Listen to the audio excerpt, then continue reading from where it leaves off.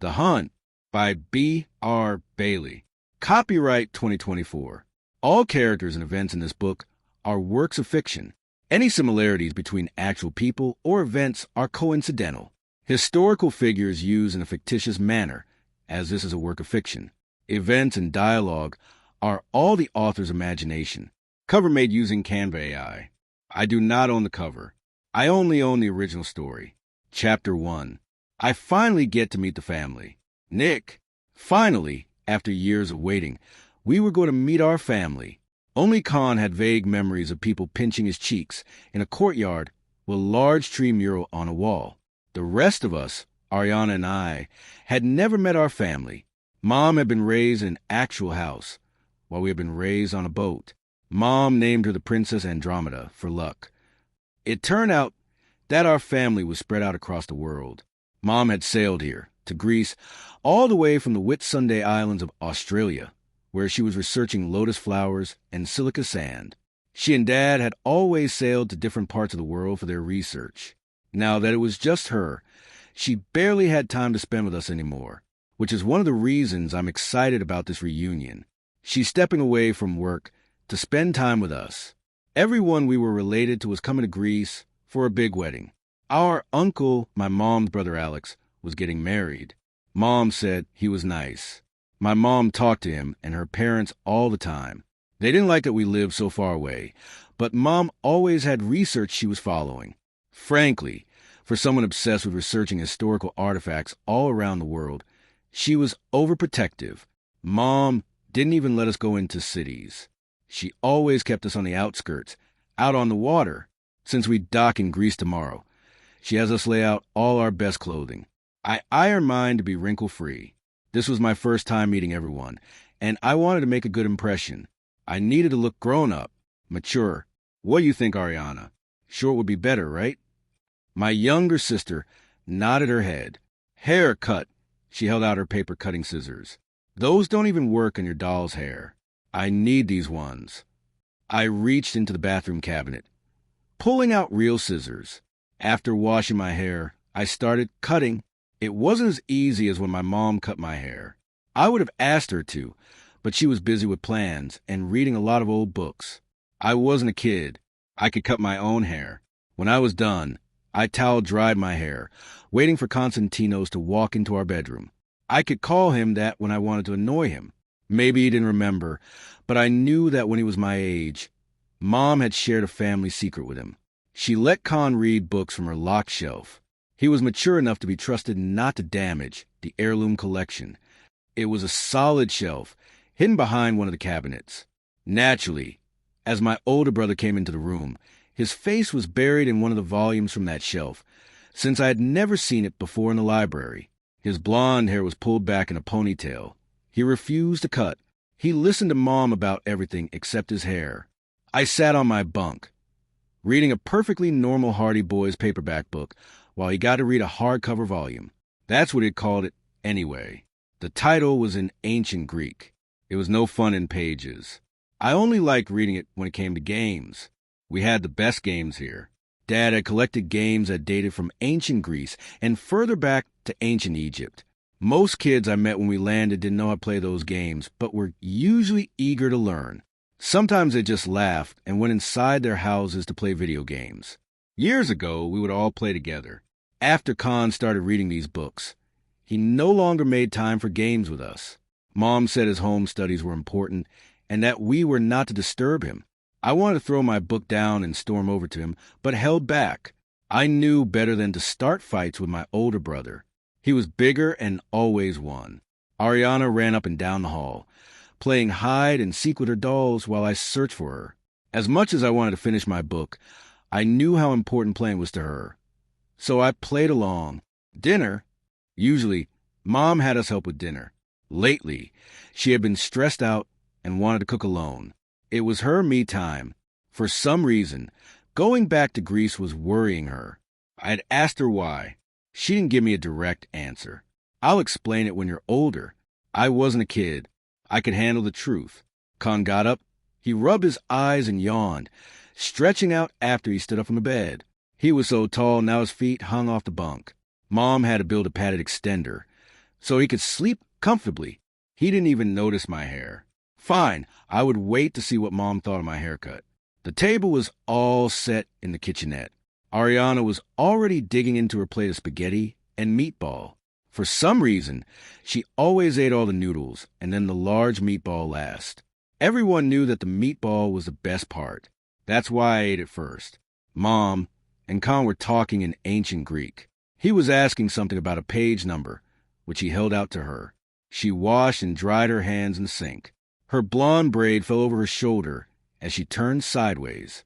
When they were done talking, he put the book in her office. She finished her dessert tray, turning around to bring it to the table. When she saw me, she froze. Nikolaos Soterio Alexopoulos, what did you do to your hair? Full name response. That was not what I was hoping for. Self-conscious, I reached up my hands. I made sure I looked my best for tomorrow, Mom. It's cut off, all of your beautiful hair. She put her plate down, running a hand through my hair. If you wanted it cut, all you had to do was ask. It was so cute how it was. It was wavy. I'm old enough to cut my own hair, and I don't want girl hair. Not that my hair was anywhere near as long as Con's. It had gone a few inches below my ears and bothered me. As long as Con's. It had gone a few inches below my ears and bothered me. All the laundry is done. I cleaned the entire ship. I cut my own hair and pulled Lucinda out of the toilet. I stared up at her expectantly. Con walked into the kitchen, whistling. He was leaning against the doorframe. Do you hear that, Mom? He's practically an adult. Only kids care about leaving toys in the toilet. Yeah. And he has nice, normal non-girl hair. He did a slow clap, grinning. Mom bit her lip. She was trying not to laugh. And he has nice, normal non-girl hair. He did a slow clap, grinning. Mom bit her lip. She was trying not to laugh. She reached over to Ariana, running a hand through her long red hair. Yes, well, how about we save the swimming lessons for the bathtub? A bathtub is the ocean to Barbie. She needs to learn in a pool. It's a toilet, not a pool. It is a pool for toys. Ariana threw down her fork, glaring at me. She had sauce everywhere. And I've been getting Ariana to sleep every night while you two talk. I concluded, crossing my arms. Only a kid would get into a fight about Barbies in the toilet. Part of me felt guilty for pushing Mom about this. After Dad died, things hadn't been the same. I took care of Ariana a lot more than I used to. It took a while for me to think about the bookshelf. Every day I had hoped she would say, I'm sorry that I forgot your birthday. Let's celebrate now. Except she didn't. With a family reunion coming up, I wanted to be able to walk in and say that I had read some of the books in the secret shelf. Mom and Dad had made such a big deal when Con turned 12 and let him access the secret library. At 15, the age of being an adult in ancient Greece, they both cried. Granted, I was turning 13 and not 15, but the point remained that Con had been able to read the books starting at 12. He was given a real sword as a gift at 13, which was to remain on the wall. I never saw him pull it down, which made no sense. If I had a real sword, I would be hitting hay-filled dummies with it all day. She sat down, waiting for Con to sit as well. For now, everyone just needs to remember to behave. This is the first family reunion I will have been to in years. Everyone is excited to meet you. We all need to be on our best behavior. Keep your necklaces close. Those are family heirlooms that are important. She made us hold hands and pray. Ariana was the only one who ate beforehand. She never listened when we told her to wait. After dinner, I washed the dishes and cleaned the kitchen. Ariana took a while to get to sleep. I had to read 5 chapters from Alice in Wonderland before she snored.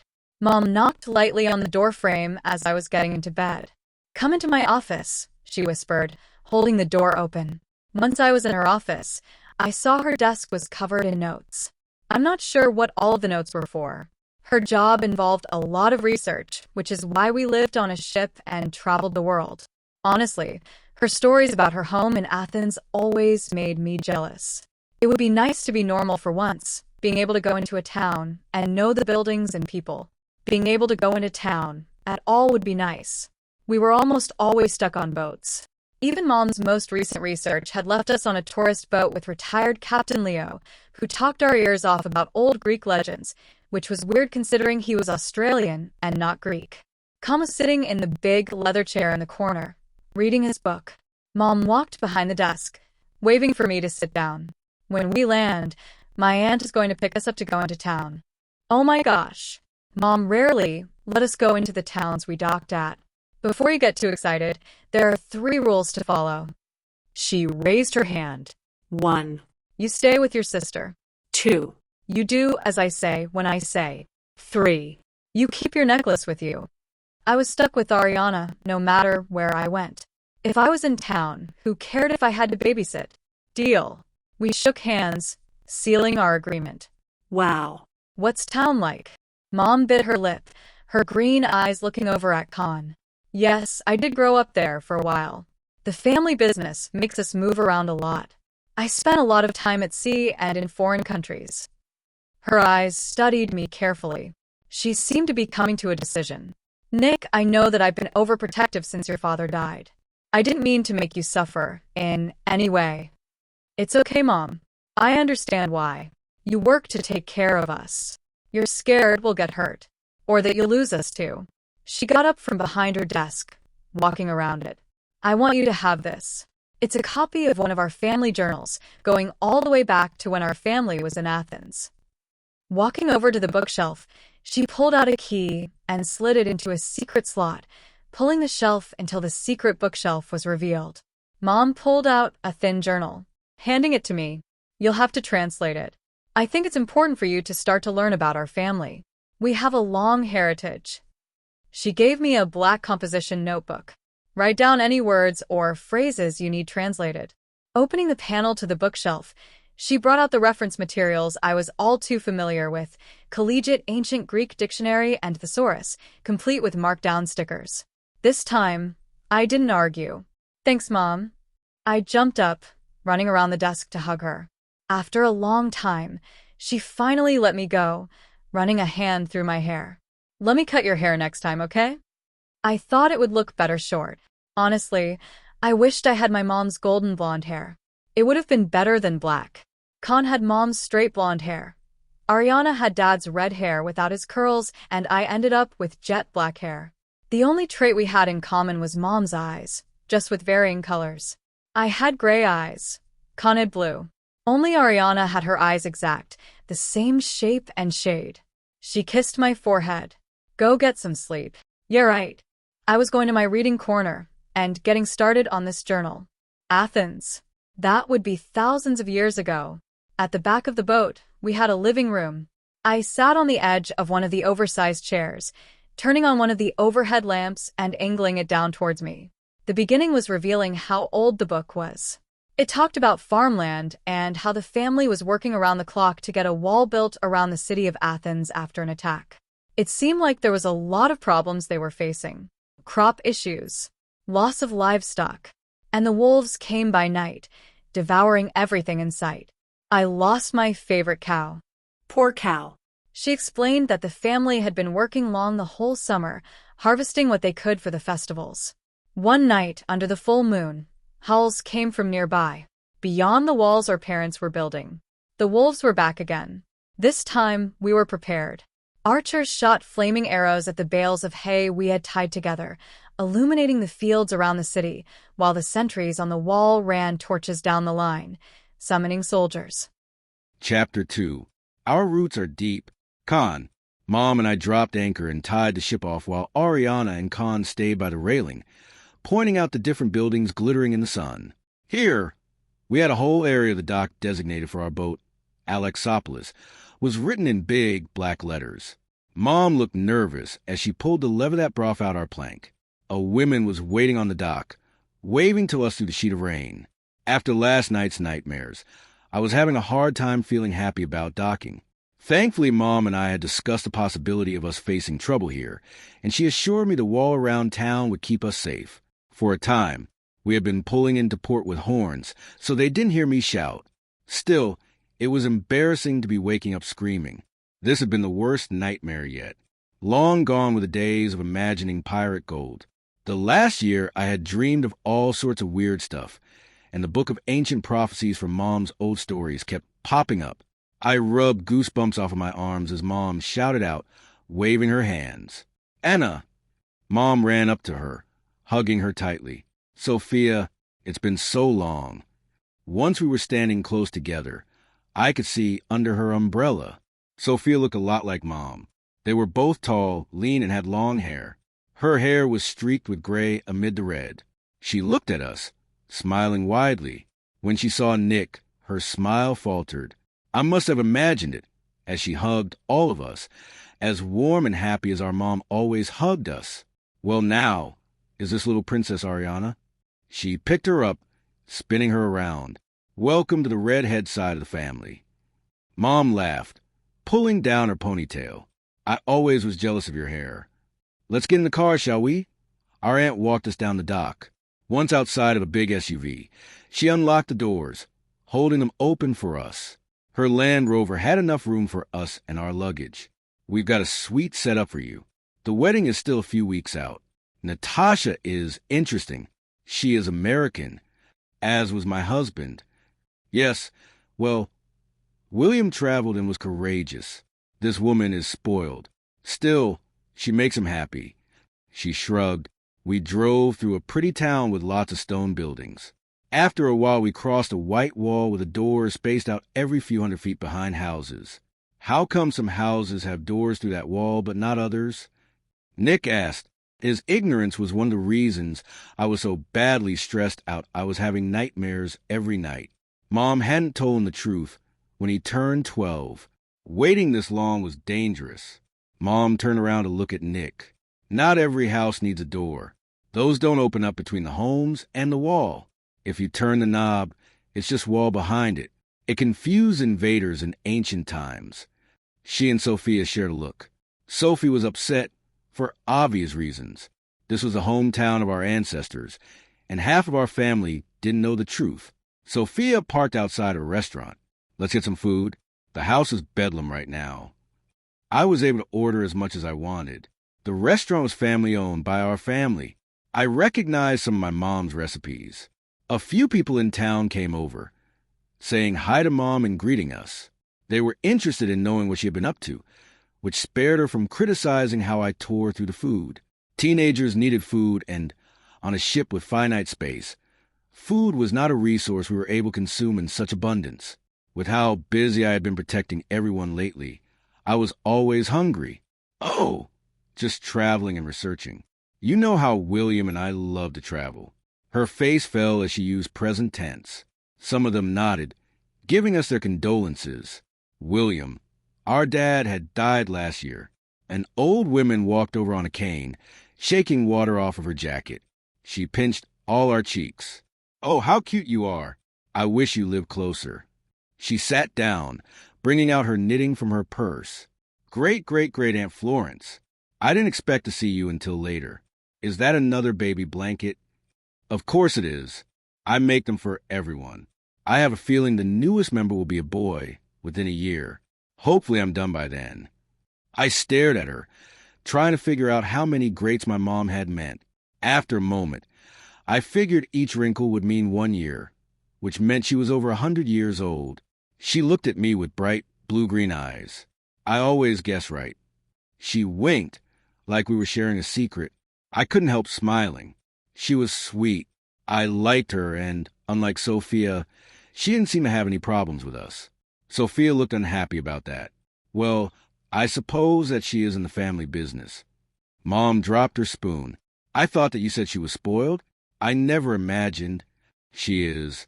Natasha Pagaminos is her family's princess, except she never grew out of it. I sure hope Alexander knows what he's getting himself caught up in. I thought that he was retiring." "He is retiring. However, he will be in charge of training and correspondence. I can't wait to see him and everyone else. They'll be so happy to add a new branch to the tree." "That tree in the courtyard where you wrote Dad's name?" I asked, scrunching up my face as I recalled a big wall with a tree on it. "Yes. Anytime someone gets married, the union is recorded, as are children. Josh will have to break out the ladder. We have a few branches to add. She looked at Mom with an odd expression. It was Mom's expression when we didn't do our chores.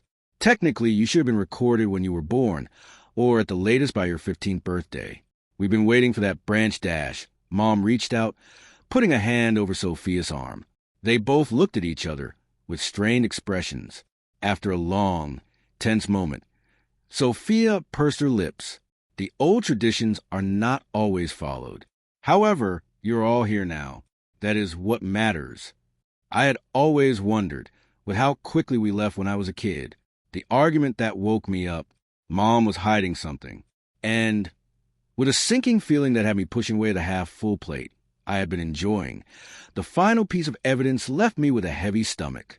It was one matter for me to not know who my father was. Apparently no one in the family knew. As I looked around, I took note of all the blondes, redheads, brunettes, and dark hair. Our family was a big mix of appearances and bloodlines. Some of us were human, other not so much. We finished eating as they talked about cousins. I didn't bother paying attention to the names. There were too many to count. As people married or moved away, last names changed. I can't believe so many of the kids are grown up and moved away, Mom lamented, her eyes watery. It seems like yesterday they were in the yard playing. Time always moves forward, Anna.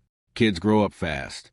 Speaking of growing up, Nick, she turned to him, her green eyes intense. How old are you? I have a hard time keeping track with how big our family is. Mom froze, her napkin in her hand still over one as she was dabbing. Oh, maybe that's why Sophia looked confused whenever she stared at him. She couldn't remember how old he was. I couldn't remember half the names she brought up, much less ages. It made sense now. I hated to admit it. Nick wasn't as tall as I had been when I was 12. He looked like he was 10. I turned 13 this winter. No, you turned 12 this winter, Mom argued, waving her napkin at Sophia. After we lost Dad, Mom became depressed and distant. He should have been given access to the secret bookshelf a year ago and gone on a special fishing trip with Dad like I had. I cleared my throat, extremely uncomfortable. Nick turns 13 this year, Mom. You got lost in your research this last year. You didn't throw a party when he turned 12, what with Dad having just passed. So Ariana and I threw Nick his birthday party. Florence picked up her head suddenly, her mouth drawing into a tight line. We should check the wall. I think we may have an uninvited guest tonight. It's been so long since we've been visited by the Lycudis. Everyone grew quiet. The man who had made the food and come out to chat looked surprised. We haven't had a visit in decades, Aunt Flo. She put down her needles. If you all stand here catching flies, I will go myself. We need to be certain the town is safe. Double-check everything. Make sure the silver crosses are up around town. We have left them unchecked too long. Sophia put a hand on Flo's arm. You said the same thing at the last wedding and last funeral. No one has come from that family for a long time. It's okay, Flo, finish your knitting. There's a boy coming, remember? Everyone except my mom relaxed. She reached up, touching her necklace. Our family heirlooms. Each of us had silver crosses on silver rope chains. She looked upset. Sophia, will you take the kids home and get them settled in? Josh, I need to borrow your car. He looked like he was going to protest. Then he met her eyes. A bright red flush colored his face. I'm so sorry, Anna. I completely forgot. I'll go with you. You can stay here. You have your children to watch. Nah, they all grew up. My youngest is 18 and off with her friends. Besides, I remember where all the spots are. He got up, running a hand over his bald head. Ah, back when I had hair, those were the good old days. Let's go. He walked to the back of the store, grabbing a jacket and beanie. Mom hugged me, whispering, keep the key close. Then she picked up Ariana and kissed all over her face until she giggled. She gave Nick a long hug. Be good until I get back, okay? You all have your necklaces? I pulled mine out from under my shirt, even though I knew she wasn't asking me. She knew I always had it with me, since I knew what it really was. The key to my survival, if I couldn't run anymore. Nick pulled his out. Ariana felt under her dress. You had it this morning, Ariana. Seriously? Nick had helped her change, and I saw that she had it. How could she have lost it? I had to make sure Barbie had her protection before she went swimming. Not the toilet again. You put your necklace in the toilet? Nick was disgusted. Mom was furious. How many times have I told you the necklace is not a toy? She grabbed Ariana's arm, making her turn to face her. Never put it in the toilet again. I told Mom Ariana was too young to be trusted with it. She panicked after Dad died and gave them to Ariana and Nick. It was too early for the both of them. Ariana started crying, like she always did when we told her not to put stuff in the toilet. I knew better than to trust her alligator tears. She never listened. Sure, Mom had never been this angry before, but what did that matter to Ariana? Mom reached under her dress collar, pulling up her silver cross. She took it off, putting it on Ariana. As usual, she didn't learn anything because Mom spoiled her. After a moment, she looked heavenward. If you lose my necklace, or if I find out that you flush your necklace, I will take all of your Barbie dolls away and never buy you another one. Whoa! What was Mom doing? Mom, you can't go out without that. Mom stopped me from taking it off of Ariana. I'll pick one up. Don't worry about me. Her cousin didn't look thrilled. Flush down the toilet. You can recover it or wait. I'd wait. Florence reached under her dress for her necklace. Oh no, I took it off to polish it. I knew I forgot something this morning. I was too focused on the blanket. Please don't leave without a necklace, dear. Mom hugged Flo. I'll be all right, Flo. That wall should be good. We're just double-checking. I'll be back tonight. Sophia looked at me. She waited for Mom to put down Ariana. Anna, we never did add that branch. You said you wanted to wait until they were older. Now would be the time. We can have someone else check the walls. They should have already been checked, but children can be lazy. I will write it myself after the wedding when I've had time to talk to Mom and Dad in private, when it's just family here. For now, let's just say double-checking perimeter is critical. Sophia didn't argue with her. On the contrary, she nodded, seeming to come to some conclusion. She pulled out her phone. I'll call it in. A bunch of businesses down the street opened their doors a few minutes later, adults walking out into the pouring rain. They took off, waving at each other. She looked at Nick and I with great interest before picking up Ariana. Let's go home. The family house had its own street. The walls were beautiful, polished stone. Everything looked ancient and grim under the dark clouds. The driveway went on forever before we pulled up to the main structure. Sophie walked us through the house as people grabbed our luggage and took it away. In a courtyard in the main living structure, as Sophia called it, was a large 40-foot wall. A tree was painted on it, with branches growing out in every direction. Our family tree. There used to be more branches, but they died out. Lots of names in our bloodline, which you will see reflected in the sweets. She pushed us away before I could find my family's branch, which upset me a little bit. I couldn't stay that way for long, not after Sophia led us up the big, winding staircase to the 4th floor, opening up a huge, ornate door. Each of our bags was in the living room of the Angelos suite, which confused me because our last name was not Angelos. It was built by a family member with that last name. Sophia explained, I told you that we have a lot of surnames. We each had our own rooms. I got changed into the fancy cloths Mom had bought for us and helped Ariana get changed and brush her hair. After we were ready, I picked her up, carrying her as we went downstairs for an early dinner party, which was off since we had just eaten. We were guided into a big courtyard filled with tables and chairs. About 100 people milled around, even with the light rain. The food at the party was a big mix of stuff, most of which I did not recognize. Now, the restaurant made sense. Wow. Mom wasn't kidding when she said we had a big family. And this isn't even everyone from town. A voice boomed from behind us. We spun around, coming face to face with a huge guy with a grin bigger than his arms. He reminded me of a firefighter. Now I know these faces from photos. He hugged me, picking me up off the floor. All of us were picked up off of the floor. Uncle Alexander. He ruffled my hair. I wasn't sure if he would recognize me. Of course I do. I wasn't so little that I would forget. We were guided out among the tables, where our uncle introduced us to a dizzying amount of people. I knew that I would never remember all of their names and faces. Later in the afternoon, the bride's party showed up, which is when the inner courtyard doors open up to the outer courtyard. Hundreds of people walked around leisurely, enjoying themselves despite the rain. Everything became very loud as wine was opened and passed. Over the raucous laughter, I could make out thunder. We met Natasha. She was as tall as Alexander with long, dark hair. Everyone in her family was tall. 2 older people came in, shaking hands and hugging. Sophia came up to them, saying something that I couldn't hear. They got excited, following her as she made her way to us. "Kids, this is your grandma and grandpa, Doris and Daniel." They hugged us so tightly that I couldn't breathe. "Oh, we wanted to see you kids for years. Where's Anna?" Thunder boomed and lightning flashed across the sky. She was checking the wall and silver. I explained, feeling uneasy. Daniel's eyes widened. "I hope she has help. That's miles to go over. I suppose that I shouldn't be surprised, not with what happened. Still, there hasn't been an incident here in generations." He put a hand on Doris' arm, whispering something before walking away. "Well, while your grandpa goes off, let me have a look at you."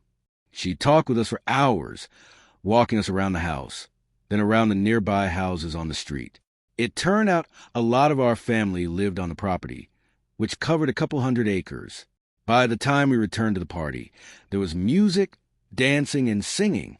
A bunch of cell phones started to ring. People started yelling for guards. No, it wasn't plural, it was singular, guard. Boom. Either the music had suddenly gotten massive bass, or the thunder was right overhead. Someone screamed from inside the house. It was different from the other screams. Dust filled the air. Guests ran from inside. I got up on a table to see what was going on as the entrance to the house became congested. A car had crashed into a wall. The music stopped. The DJ grabbed the mic, telling people to move so the kids could all get inside the house. We were shuffled along a line, brought inside, while metal window covers were closed, cutting us off from the outside. Ariana started crying, burying her face in my shoulder. I held her up with one hand and kept a tight grip on Nick with the other. A group of older adults led all the kids into a big entertainment room with a movie screen. The lights were bright instead of dim. Chairs were quickly filling in. "Sit down. Everything is okay. Just enjoy the movie while the adults talk. Here, we're bringing in the food." Ariana wasn't the only kid crying. It took a lot of work to get the room to quiet down.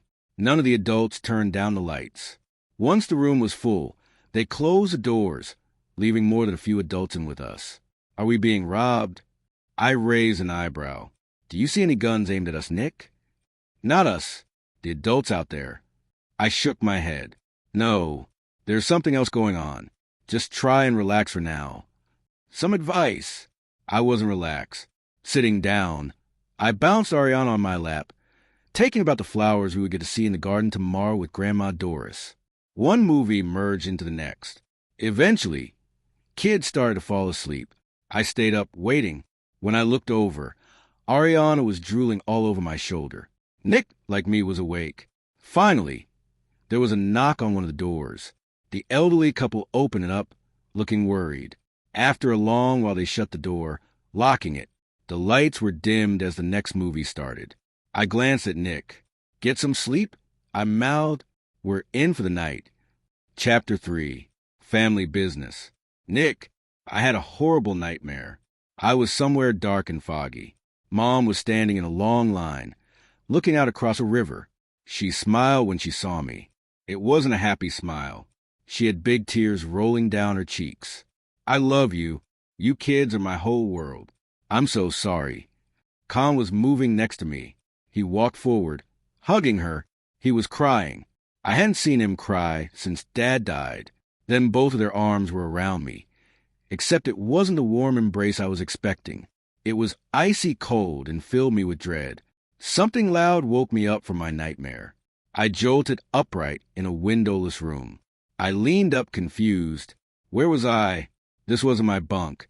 As I looked around, I realized that I was in a movie theater with ultra plush seats. We were in Athens at the family home.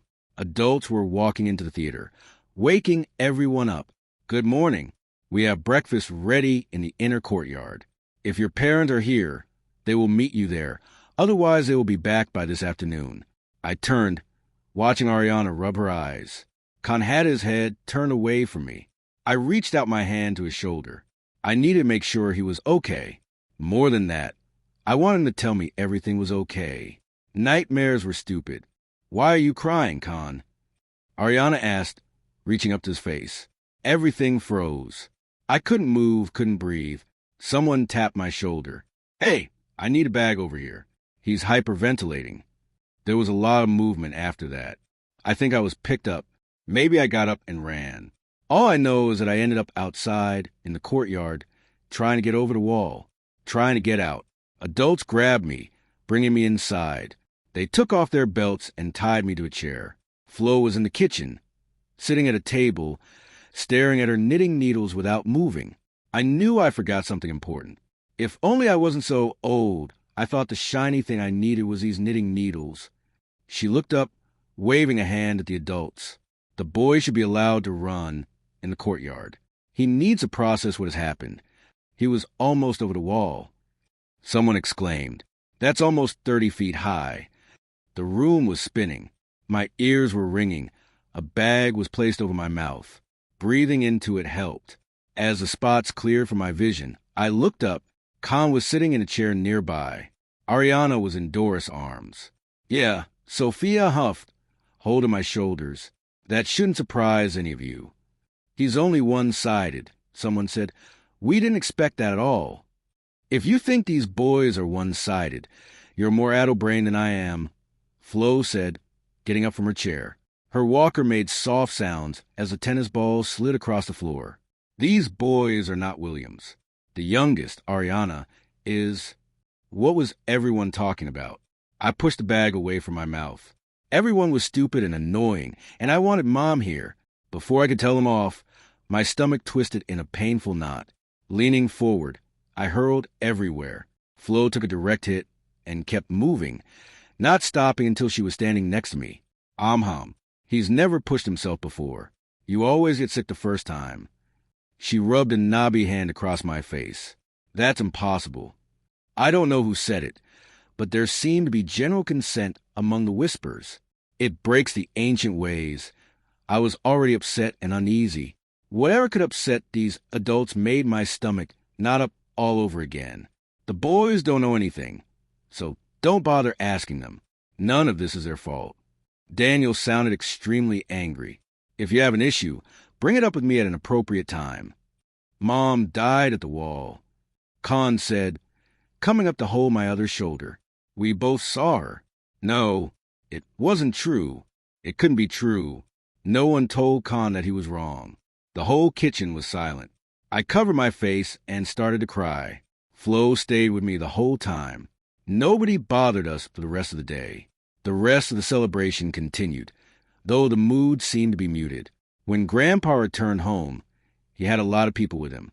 There was a big procession into one of the outer buildings. Doris didn't let anyone grab Ariana from her. She refused to let her down. When Danielle walked in, she got up from her seat. Everything after that was blurry. There were a lot of people again. We were up in the suite. More people. One morning, Doris came in and got us changed. When we went downstairs, everyone was dressed up. The wedding must have been starting. I followed Doris and Danielle down the hallway, across the street into the chapel she had shown us before. Instead of Alexander and Natasha standing in front of the windows, there was a row of caskets. I saw Mom's photo on one of them. Khan helped me into a seat. I stared at the ground until he helped me stand up. Eventually we were outside, standing in a cemetery. Time blurred together until it was just me, Khan, and Daniel. I forgot to watch Ariana. My head jerked up. She's with Grandma, Khan said, grabbing my shoulder before I could run off. I'm supposed to watch her. It's okay, Nick. No, I'm supposed to watch her. She's not supposed to flush anything. I started crying all over again. I'm sorry.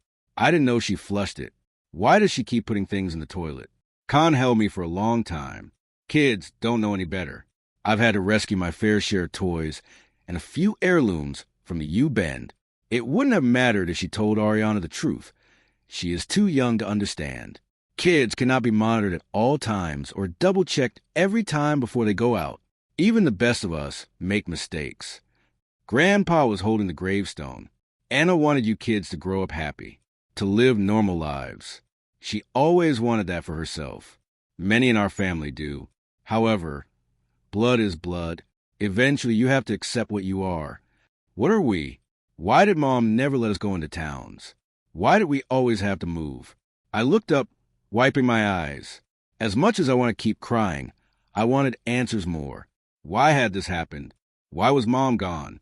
It is time to bring you into the family library. Con, and I followed Grandpa back into the main house. He led us upstairs. Once in the library, he shut the door. Our family goes all the way back to the start of Grecian society. They were skilled workers who drew a lot of attention from the things they made. The gods they praised back in the ancient times were real. They exist, as surely as all the monsters their heroes fought. The stronger the half-blood, the worse the threats are that they face. For you too, these necklaces only act as an escape plan. Nothing could possibly mask your scent, not even blessed silver. I suspected it from when you were born. Anna was... He paused for a moment, collecting himself. The most talented researcher we've ever had. She had natural intuition, whether it was digging in the right spots, understanding the meaning of complex text, dreaming, scrying, all of it.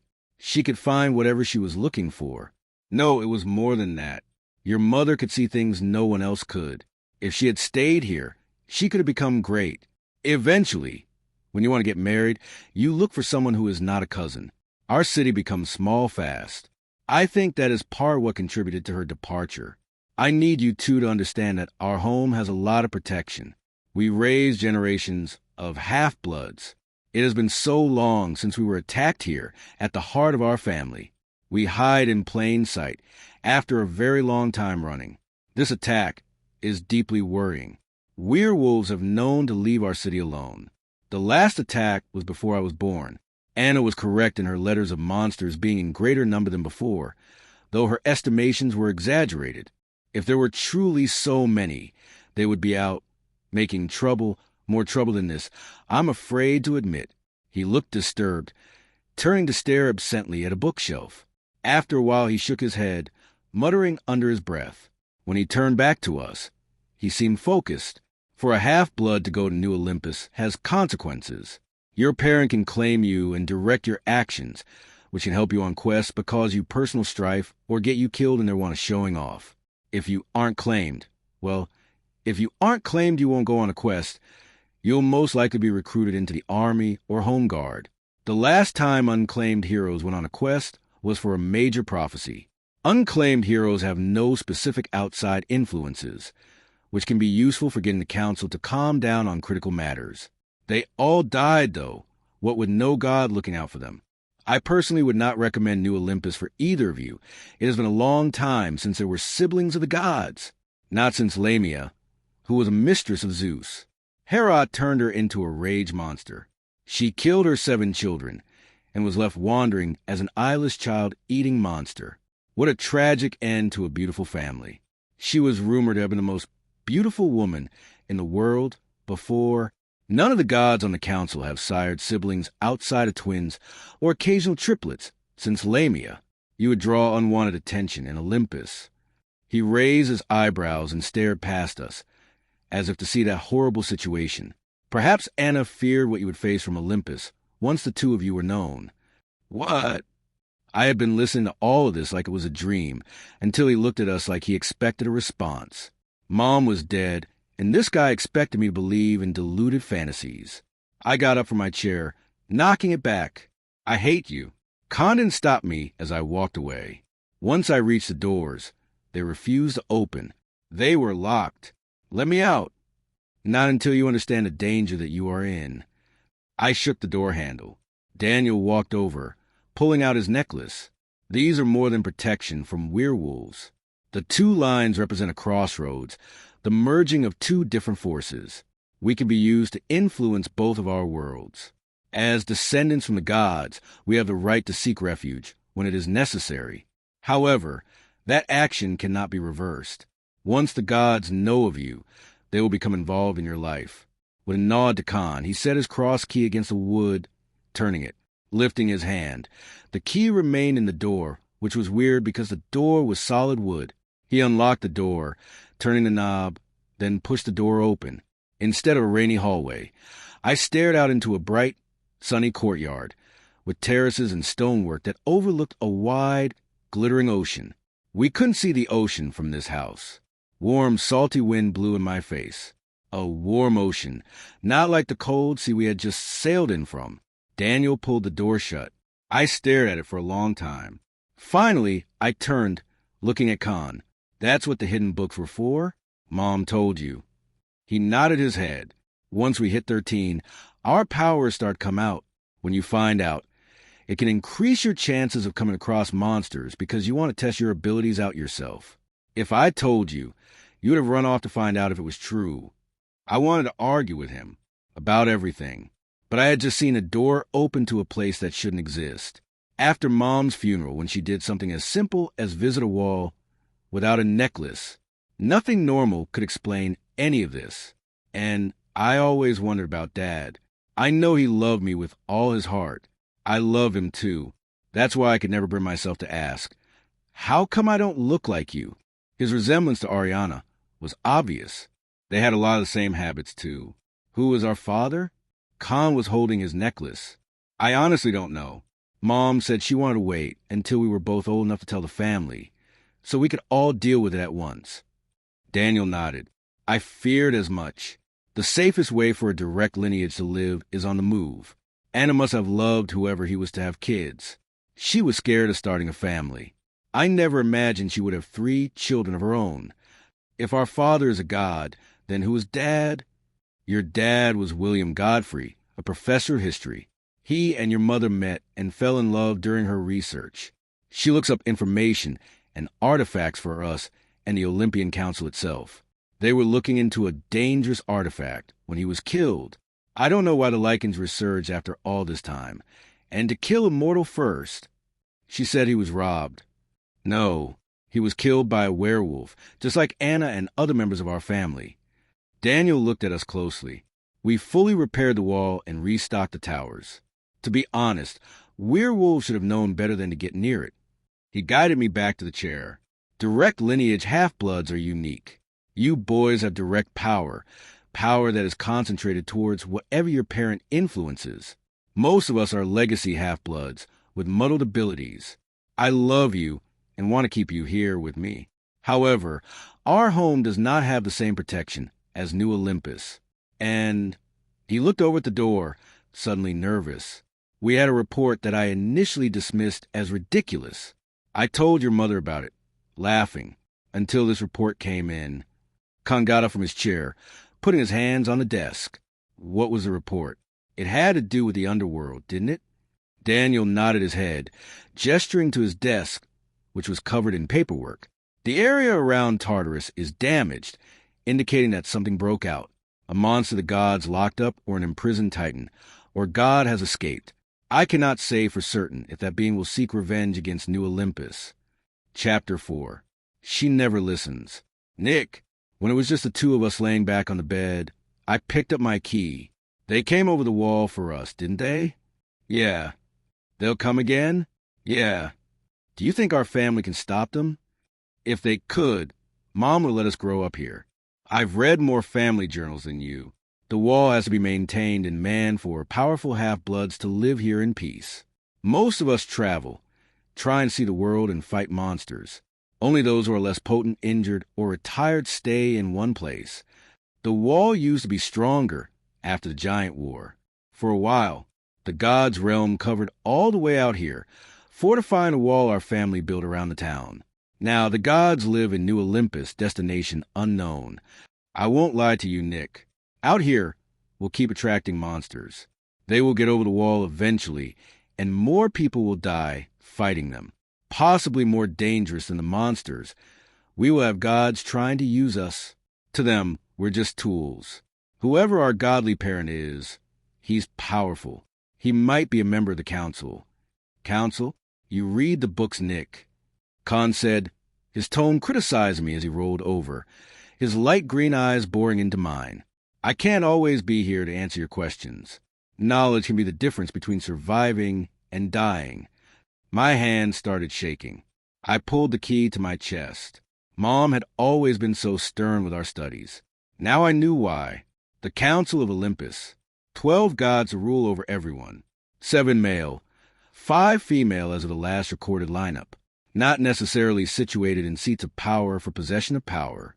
Dionysus was just there because he never really got confrontational. Plus, his wine had a way of calming people down unless he wanted to drive people insane. Mostly true. There are other gods and titans outside of the council who have great power as well. I know we have some power with the ocean, the realm of Poseidon, since we're legacies. Mom said we're related to Percy, son of Zeus, and Theseus, son of Poseidon. Is that why you always find a treasure underwater? Seriously, Khan was always finding lost jewelry and coins. He shrugged, rolling his shoulders. Even when he wasn't trying to show off, he was showing off. Khan crossed the room, getting into the books on the shelves. Time to look up gods of Olympus. It's pure speculation, but still a starting point. Okay, so for our power, we need to look at major gods and titans. Will Olympus let us in if we're kids of one of the titans? As long as we haven't been claimed by an enemy of Olympus, they'll let us in. What exactly does being claimed mean? Can't our dad just explain we're his kids? But we don't serve him. That's exactly what being claimed means, Nick. Once a parent claims us, they are responsible for what we do, and we have to do what they ask. Otherwise, they disown us.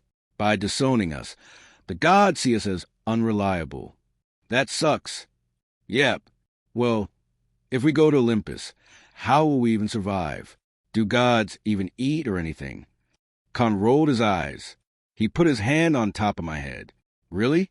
Did you read about the parties heroes went to? They danced, drank, and ate. Olympus food is fine if you don't eat or drink too much. It's potent magic, especially the wine.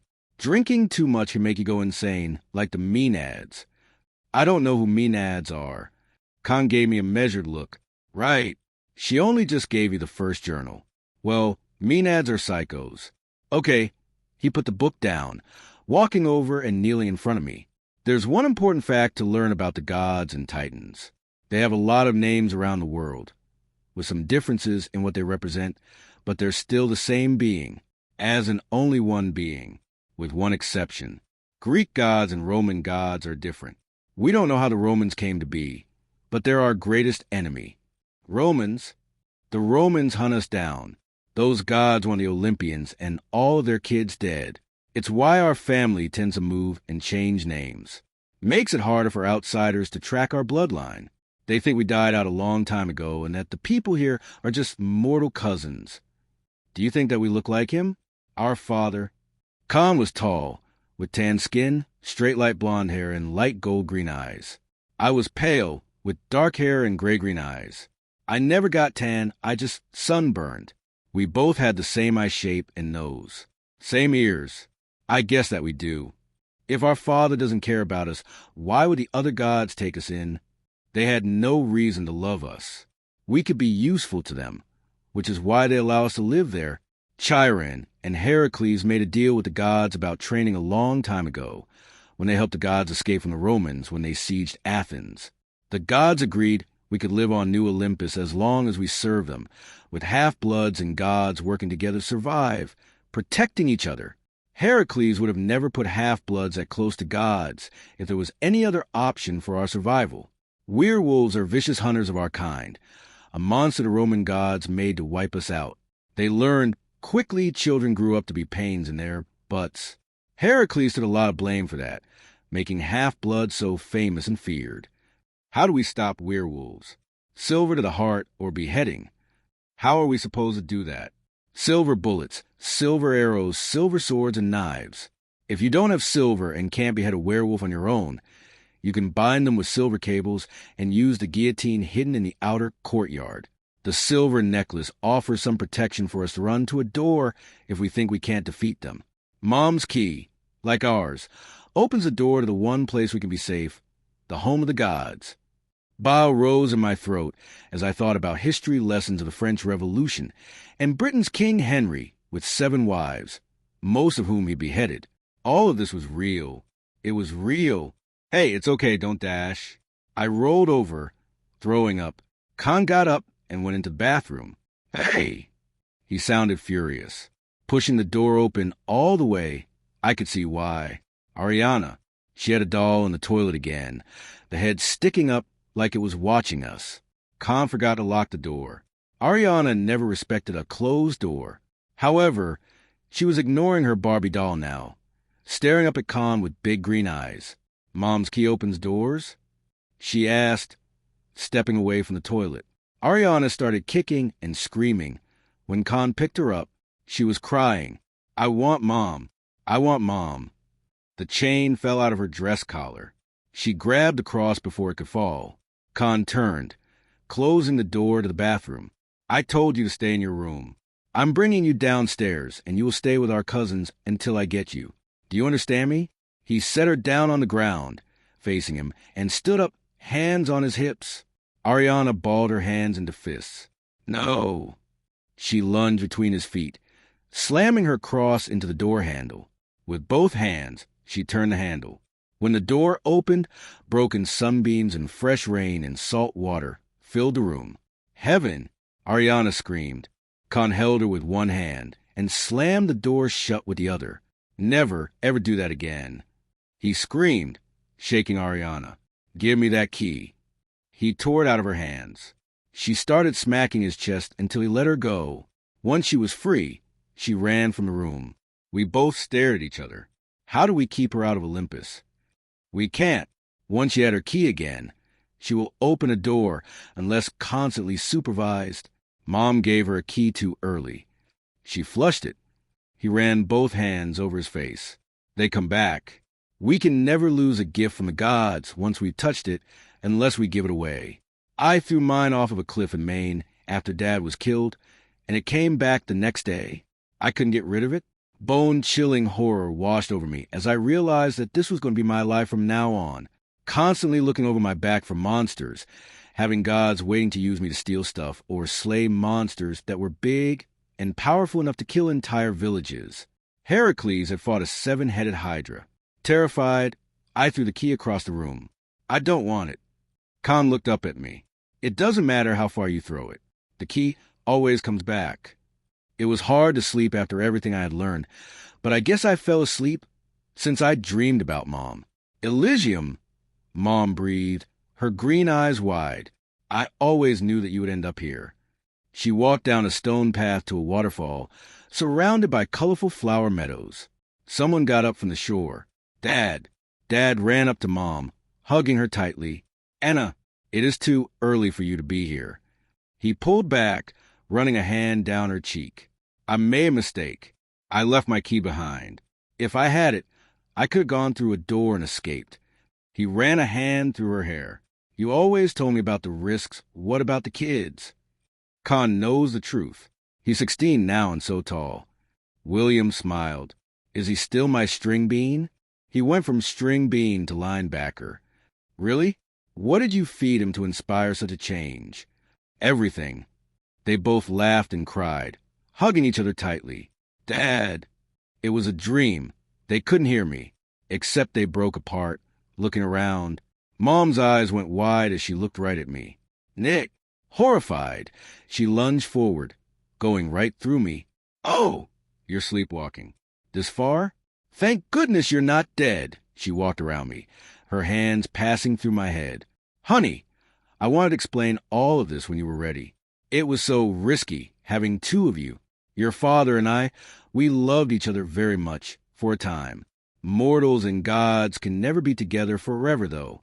Not except in rare instances, like Dionysus and Ariadne, or Eros and Psyche. I was never his true love, nor he mine. William and I. She reached out, holding Dad's hand. Dad came forward, kneeling in front of me. You grew. He looked just like I remembered him. Brown hair, blue eyes with lines when he smiled. I love you so much. Don't ever forget that. I want to hug you, but I won't wish for that. You make sure you wait a long time before we hug for real. He stabbed his finger into my chest with each pronunciation. I want to go home. I cried. This is all just a nightmare. I want to wake up with both of you again. Mom and Dad both stare at me. Nick, I need you to listen to us. I know this is hard to accept, but you have to be brave. Those stories your dad and I made you read, those are our people's history. You kids are in a lot of danger. I gave you the silver crosses to keep you safe. Those ward off werewolves for a while, buying you time to run. Get to any door and push the key in. It will take you somewhere safe. Chiron can train you. Take the training seriously. Our home, you and Khan cannot stay there. Something is happening with the underworld. More monsters are coming out than is normal. Please talk with Ariana and explain to her that she needs to stay with our family, while you two must go to Olympus. I tried so hard to keep you away from the gods with all of these monsters. It might be too dangerous to be anywhere else except Olympus. Please do not look for your father. It's too dangerous. I kept you from him so you could grow up. If you ever do realize who he is, you must not tell anyone. An unclaimed half-blood is neutral. You bear no consequence of your parents' position or actions. Khan said we're related to Poseidon. We're descendants of Poseidon. Mermaids are in our blood. She laughed, wiping her eyes. Nick, the wall should have kept them back. That area was so small, too small for them to notice it under normal circumstances. That was a waxing moon when they should have slept. Something woke them up. Monsters are stirring. This is a dangerous sign. Your father warned me to get you two to Olympus. I think with what I've seen happening topside and down below, Tartarus has allowed many monsters to breed and escape. He will call a hunt soon, probably in a full moon when werewolves are at their strongest. I had hoped I could raise you, give you all as much as a normal life as possible, give you something to fight for. Life can be amazing, incredible, terrifying, and exhilarating. Never forget that there's a world outside of Olympus. She reached forward, running a hand down the side of my face. We love you. Mom and Dad both try to hug me without being able to. She kissed the air above my forehead. Time to wake up, Nick. I shot up, breathing heavily. With shaking hands, I wiped my eyes. That was not a pleasant nightmare. I guess it wasn't bad either. A Barbie stared up at me from inside of the toilet bowl. Ariana always came back to her dolls. If she didn't have a doll, I ran from the room, hurtling down the hall. Khan was spinning his bronze sword in the living room, his t-shirt covered in sweat. Where's Ariana? Chapter 5. New Olympus. Nik. Khan dropped his sword, turning around. His face was bright red with rage. Why would you sneak up on me when I'm practicing with this? I ran past him, opening the doors to the other guest rooms. Every single room was empty. We took off at a run. At the bottom of the staircase, we ran into Sophia. She managed to catch herself on the railing. We can't find Ariana. She is not down here. After I fed her dinner, I put her to sleep and returned to the kids' playroom. Ariana never sleeps without a story. The clocks chimed 7 o'clock. Duty calls, some guys said, waving for everyone to get up. Mom's warning came back to me. Khan, Mom said that we have to go to Olympus. There's a hunt coming. Sophia looked down at me, frowning. Anna is an Elysium. You can't have talked to her. We aren't allowed in there. It would make Cerberus very angry. As for a hunt, there hasn't been one in thousands of years. Khan was staring at me in horror. You must have misunderstood her, Nick. She would have meant hunting, not hunt. The two words are much the same in English. When speaking of monsters, it has very different meanings. He put his hands on my shoulders, shaking me. What were her exact words? He was scaring me. Sophia was holding a hand over her chest. They both looked frightened. She said, I licked my lips, which were suddenly dry and numb. It was a waxing moon. The werewolves should have slept. While it only confused me, Sophia and Khan looked dumbstruck. Oh my gods! She's right. It's been so long since we've been hunted here. I forgot the waxing moon is the sleep phase while the full moon is when they are strongest. Sophia's eyes were shiny with tears. We can't protect you too. Nothing can accept New Olympus itself. She looked down at her watch. We only have 10 minutes until the full moon rises. Walking along the wall, she reached for the grandfather clock. Pushing it aside, revealed a lever. She pulled it up. Sirens went off above us, blowing dust out of small horns along the ceiling. It sounded like the whole city had sirens going off. Michael, get them swords. Everyone, you know the drill. Either you take the call to arms, or you get the children and elderly into the bunkers. No, wait behind us. Clear a path to that door. She started pushing panicked people out of the way. Sophie ran into the cellar room, ordering us to stay at the entrance. She came out with a dull silver sheath. I could hear cell phones going off around us. As we ran, Khan's sword, which he had left upstairs, was somehow strapped around his waist. That was impossible. Something bright red flashed up in the sky in the distance. Fireworks. It seemed odd for someone to be celebrating amid this chaos. And it didn't erupt into a shower of light. Maybe it was dud. Flares. The hunt is approaching. Man the towers. No. This hall was remodeled for show and not survival. Confound it all. Doors all over town, but none in the center of our home. After that followed a stream of unbroken curses upon our lazy, peaceful ancestors who had built up around the original home with 10-foot doorways that held no door. We ran into the kitchen. Stupid, open pantry. They had to remodel to expand the wine cellar. Loud pops sounded in the distance. That was definitely not fireworks. I hadn't heard those before. Sophia pulled something out from under her jacket. She had a silver pistol. She pushed a button on it with a chilling tick. Grandpa made me promise on his deathbed to always keep my pistol with silvers. Mind your elders. Her eyes darted around the room. Too much remodeling. Where? She spun around, searching.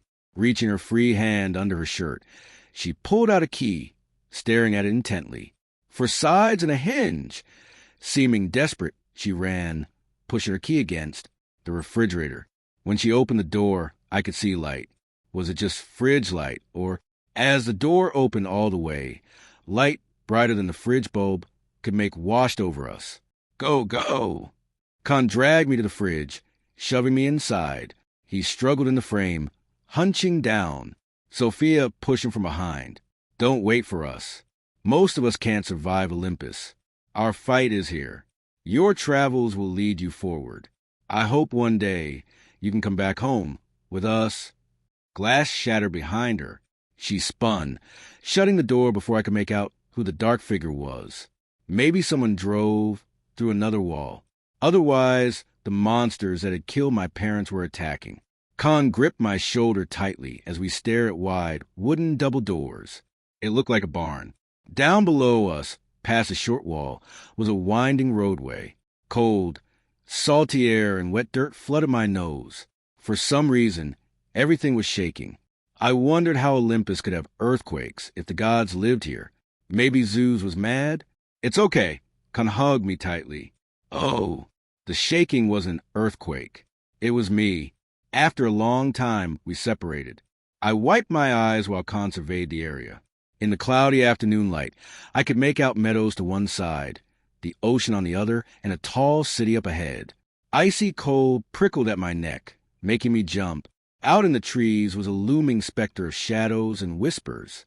Shaking my head, I turned to Khan, tried to get my paranoia under control. Where Sophia had sent us was clearly a rural area. No one was watching us. We were very far away from the attack on our family's home. It's okay, Khan muttered, holding my shoulder. New Olympus is safe. It has barriers that keep monsters out. They can't get in. Not unless we let them in. What? Don't worry about it right now, okay? You're safe. Contrary to those calming words, he had me walk behind him as he held out his sword, as if expecting an attack. We walked for hours in the weak sunlight, our only company the shadows of drifting clouds, until those faded into darkness. Light suddenly sprang up from torches on the sides of the road, making me jump. This city is magic, Khan muttered, though his eyes didn't stop searching around us. Flickering orange flames illuminated the stone road, leading for miles up to a bright city. As scared as I was of the terror we had escaped, Fire flickering a singular dark stone path to the unknown was too ominous. Everything in me screamed to run away, to get away. With how tense Khan was, I suspected that he had the same instinct. This place is dangerous. Let's get out of here. We can go anywhere. Mom and Dad, the boat. We'll sail off like Mom. Khan refused to turn back. We have to find Ariana. Nick, she's our responsibility. If we stay quiet, stay out of sight, we might be able to get away. His tone was sharp as he lost his patience. Shame made me stop in my tracks. I had forgotten about my little sister. How did Khan make being a big brother look so easy? We walked in silence after that, all the way up until we reached the city wall. A lot of people were out for it being an hour until bedtime. The stars up above were visible, with the moon on the horizon. Nighttime here was just beginning. I looked all around, trying to figure out where Ariana could have possibly gone. The city was not quiet and sleepy like I had expected. It was active and loud. I could see soldiers. It looked like a parade. That would explain the screams. Except the knot in my intestines told me those weren't happy screams. As we got closer, I realized it wasn't parade, and those screams were real screams. Doorways all over were opening with terrified screams and cries. Some people ran through, others crawled. A few hands gripped the doorframe. Some never made it through, disappearing in a flash of light.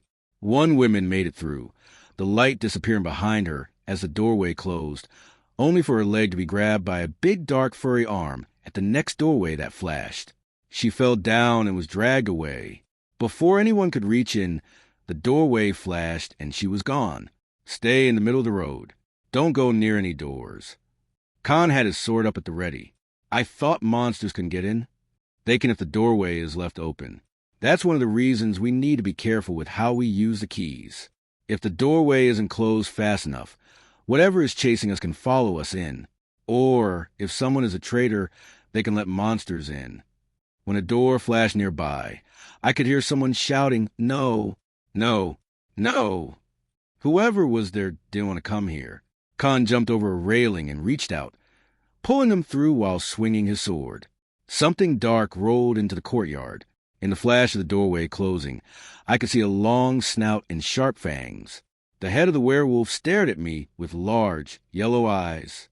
Khan held me tight as we were hauled up and marched deeper into the city. All of the streets converged at a big park. Roads went up, down, and all around from this central point. Amid trees and flat grass was a huge fountain, big enough for dolphins to swim in, all illuminated by the rising sun. The water was moving around and lit up. Water shaped like dolphins were flying through the air. How tranquility could exist outside of the bloodbath we had walked through the white and blue wavering lights. I could see her unmistakable hair shining. Sparkling red, kind red, not like the blood on the streets below. Ariana, Khan hissed, running forward. We told you not to use the key. He spun her around. She dropped an ice cream cone to the ground. Her face was smeared with strawberry and chocolate. I want to see Mom. You have to help me find her. Look at the dolphins. She was distracted, turning back to point at the shimmering air. No, we don't have time for that. We need to get you home. That would be unwise. Someone nearby turned to look at Khan. He was tall, with curly dark hair and bright blue eyes. He leaned against the staff, resting his chin on the top of it while he studied Khan. Khan gulped. Lord Hermes, my apologies. My mother was just trying to protect her. We warned her not to use the key. He looked down, noticing me behind Khan. His eyes widened in surprise. There's 3 of you? He picked up his staff, walking around us. Khan picked up Ariana, who complained about not being able to see the fish with how he was holding her. Usually, children come to us alone.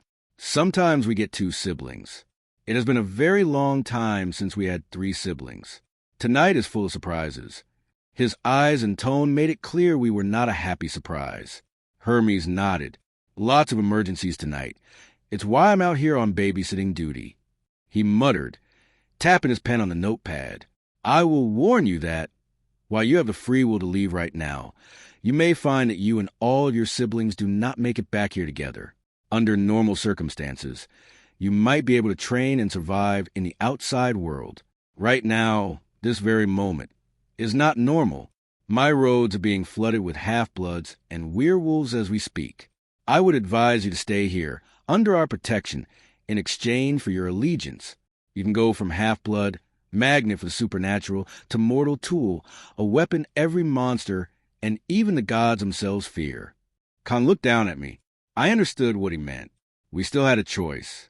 All that mattered was that we were together. Even in a house that was made by half-bloods, the last few generations had grown lazy. We only got out because Sophia was creative. The look of resignation he gave made my stomach churn. I hoped that we were making a good decision. Khan pulled his necklace off with his free hand, giving Hermes his key. I am the guardian of these two. By your laws, 15 and older is an adult. They will live under my care until they are old enough to decide for themselves whether they will live here or not. Hermes gave Khan a look of heartfelt pity. That's not how our rules work. To stay here, you have to serve us. You will not be able to watch them while on missions. However, there are amendments. He pulled out a clipboard from the thin air, rifling through pages. Children must be under constant supervision. They will have to stay with Chiron in his bunkhouses until they turn 15. At that time, they will be offered 1 year of training directly under Heracles. Upon their 16th birthday, they can choose to serve Olympus or leave. Ariana pulled at Khan's shirt. I want to watch the fish. Let me down. Let me down. She screamed. How could we survive on our own? Mom had said the Princess Andromeda wasn't safe anymore. That was our home. Our real home. And the other home she revealed to us wasn't safe either. Frankly, Ariana was more than either of us could handle. Keys should only be in the hands of those who are ready to be opening doors with respect to what is on the other side. Once in possession of a gift of the gods, a gift cannot be taken away by a god.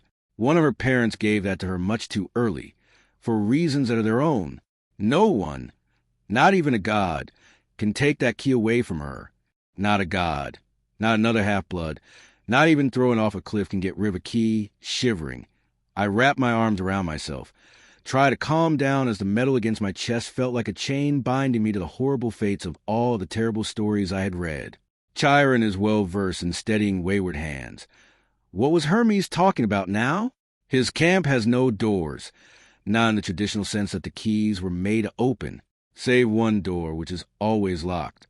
He held the key up on the clipboard. His staff stayed up all on its own while he wrote. I have that information down under notes. Now, first and last name. The middle is optional. Konstantinos Alexopoulos. Age, 15 years old. Birthday, September 22nd. How Hermes heard him with Ariana, wailing, I will never know. Actually, she wasn't the only kid here screaming and crying. I turned around, noticing that most of the people here weren't people at all. We were kids. I had seen adults.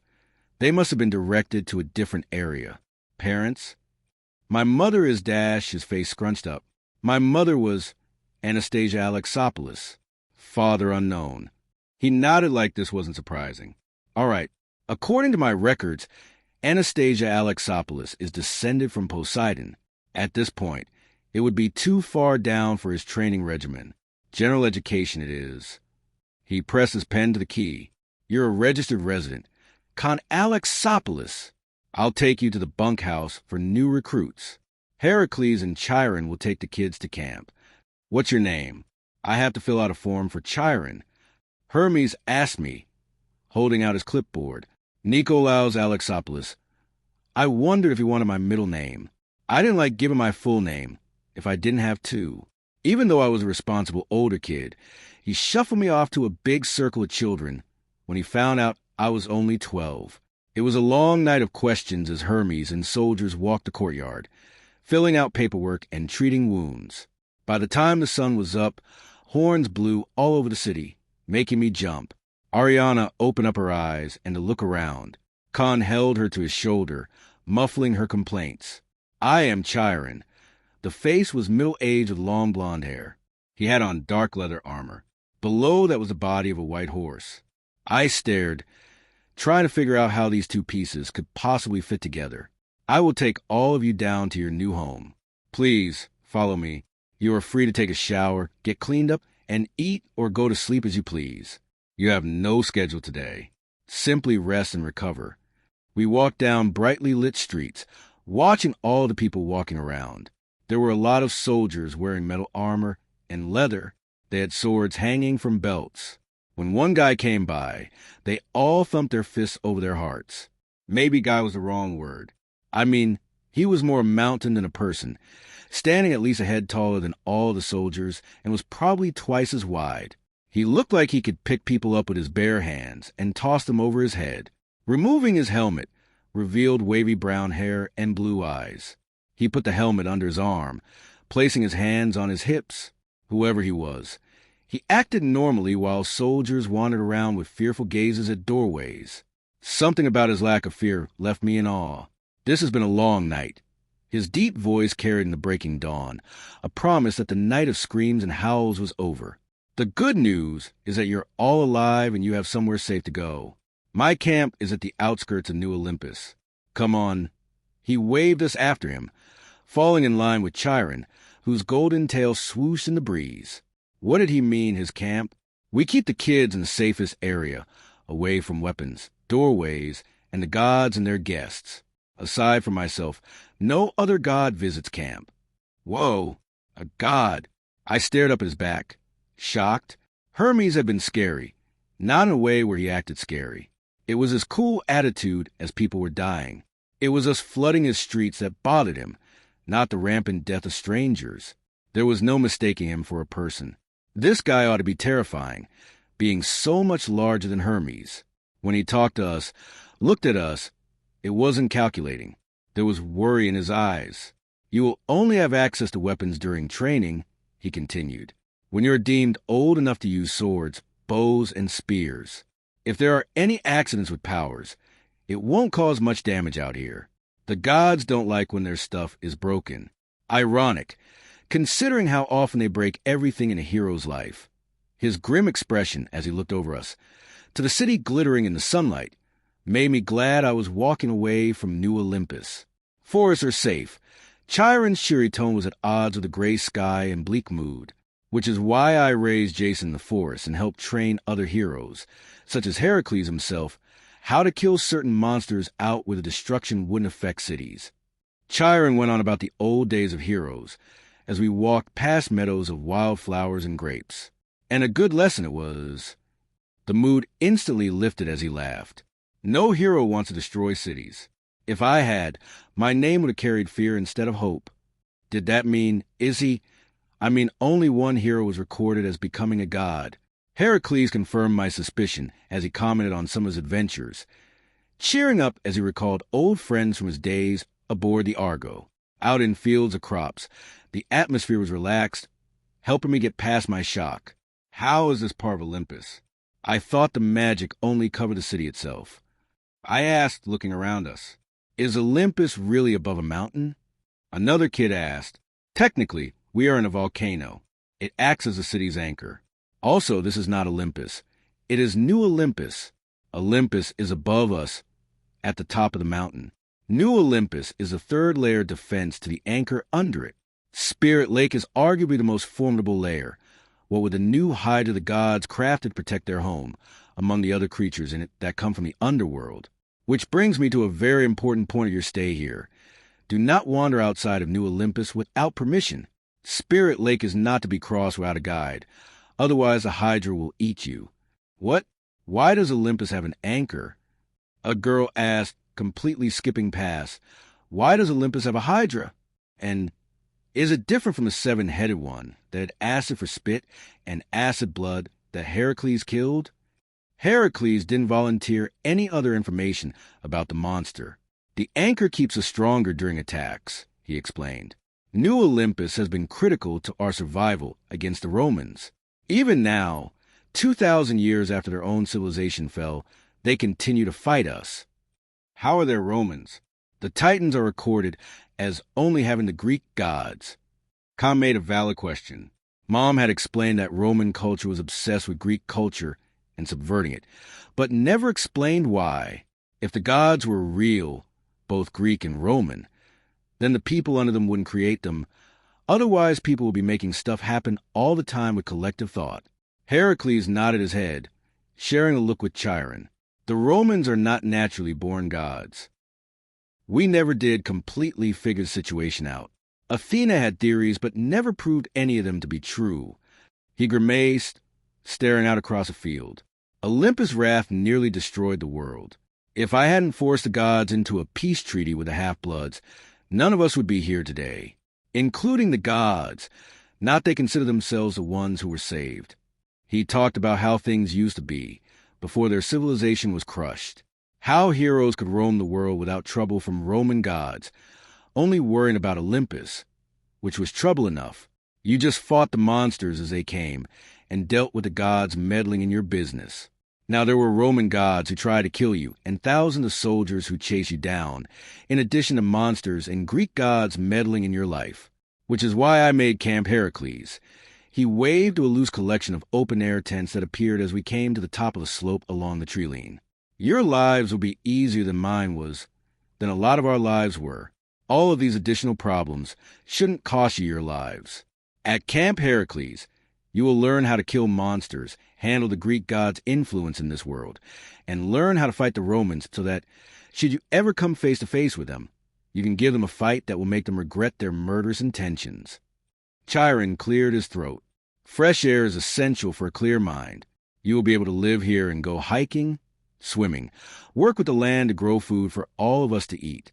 We do more than teach you to fight. We try to have fun. His upbeat attitude was a band-aid over a cut. No family, no house, just tents, and did he say we had to get food ourselves? As in, we don't have a grocery store? How do you get food without a store? That's true. Heracles smiled down at us. There will be a lot of camp events that have no purpose other than for us to enjoy ourselves, like s'mores night. The tents are perfectly comfortable inside, he continued. Each camper has their own bed and trunk.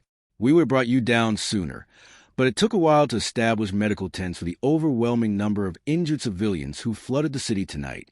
Heracles waved to one of the tents. Boys and girls are on separate sides of the encampment, divided by age. I'll assist Chiron in separating you. Chapter 6.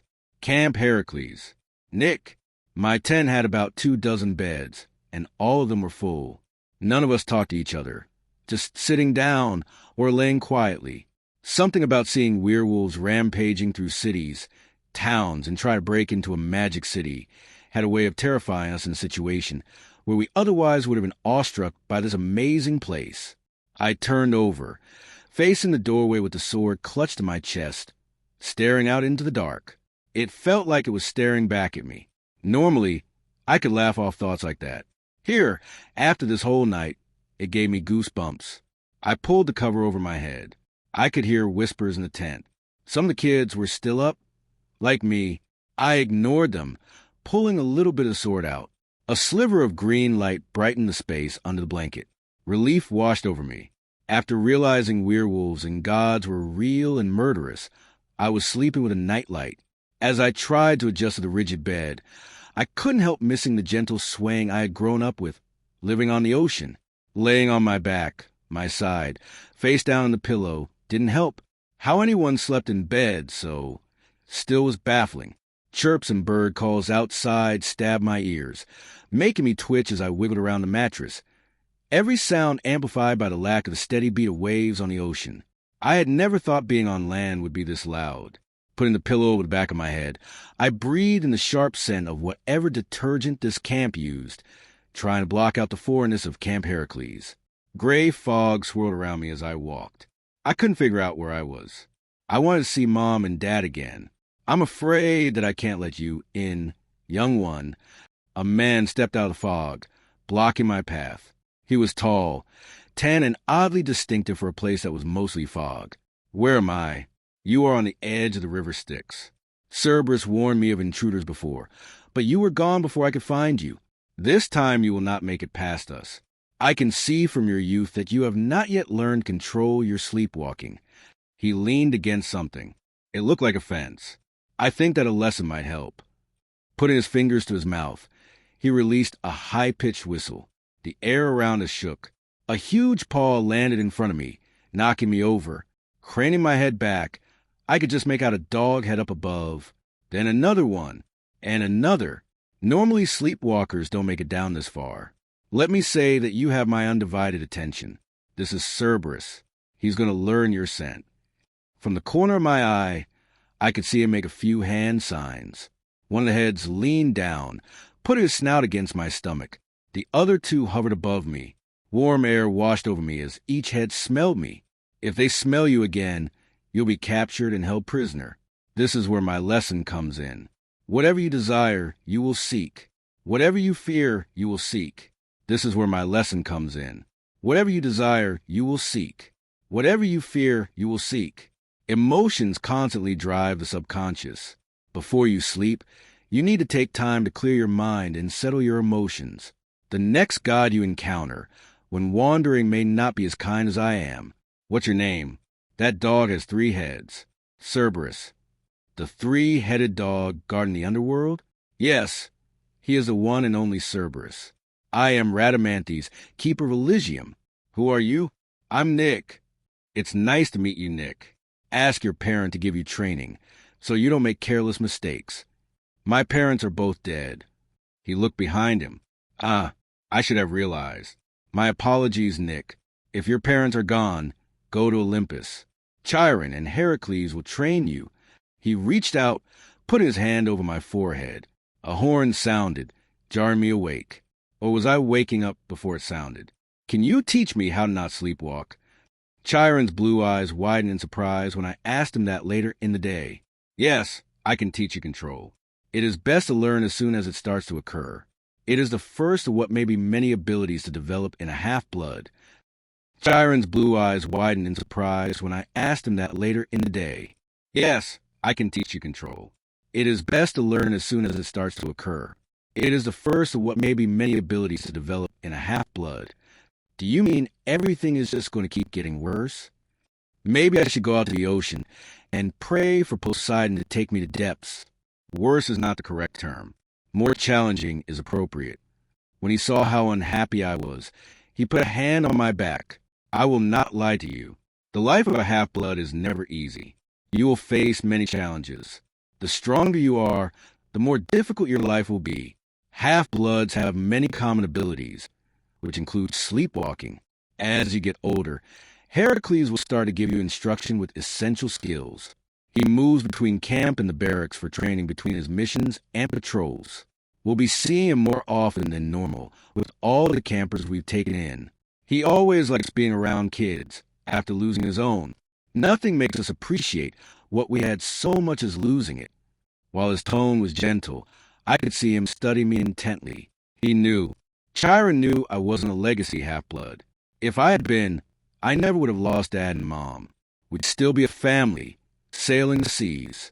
Even our home was gone. How did he know? He only just met me and he knew things about myself I had only recently found out. How do you know so much about half-bloods? I asked, biting my lip. I've always been inquisitive. As half-human myself, I was drawn to mortals. I had long since worked side by side with warriors in the days of old, when I found a toddler left to fend for himself in the wilderness, lest his own uncle murder him. Jason was one of the last great heroes. For helping train him and having him successfully relocate the Golden Fleece from the barbaric island of Colchis to his own home of Iolcus in honor of Hera. I was granted immortality. In the millennia since then, I have helped train many heroes. If Olympus still exists, why haven't I heard about the other heroes? His mouth twitched up at the corners. Ah, yes. The heroes work in exchange for a safe place to live. That separation led to a falling out with the mortals outside of New Olympus. Why? If the heroes were fighting monsters and saving people, that was legend-worthy. It's difficult to explain. Half-bloods didn't feel like bragging about being in league with the gods. Even though they lived and worked together, they haven't had the same relationship as before. The days of festivals in honor of the heroes also changes. Or with the Romans hunting down anyone who had rumors spread that indicated they were more than a mere mortal. Why?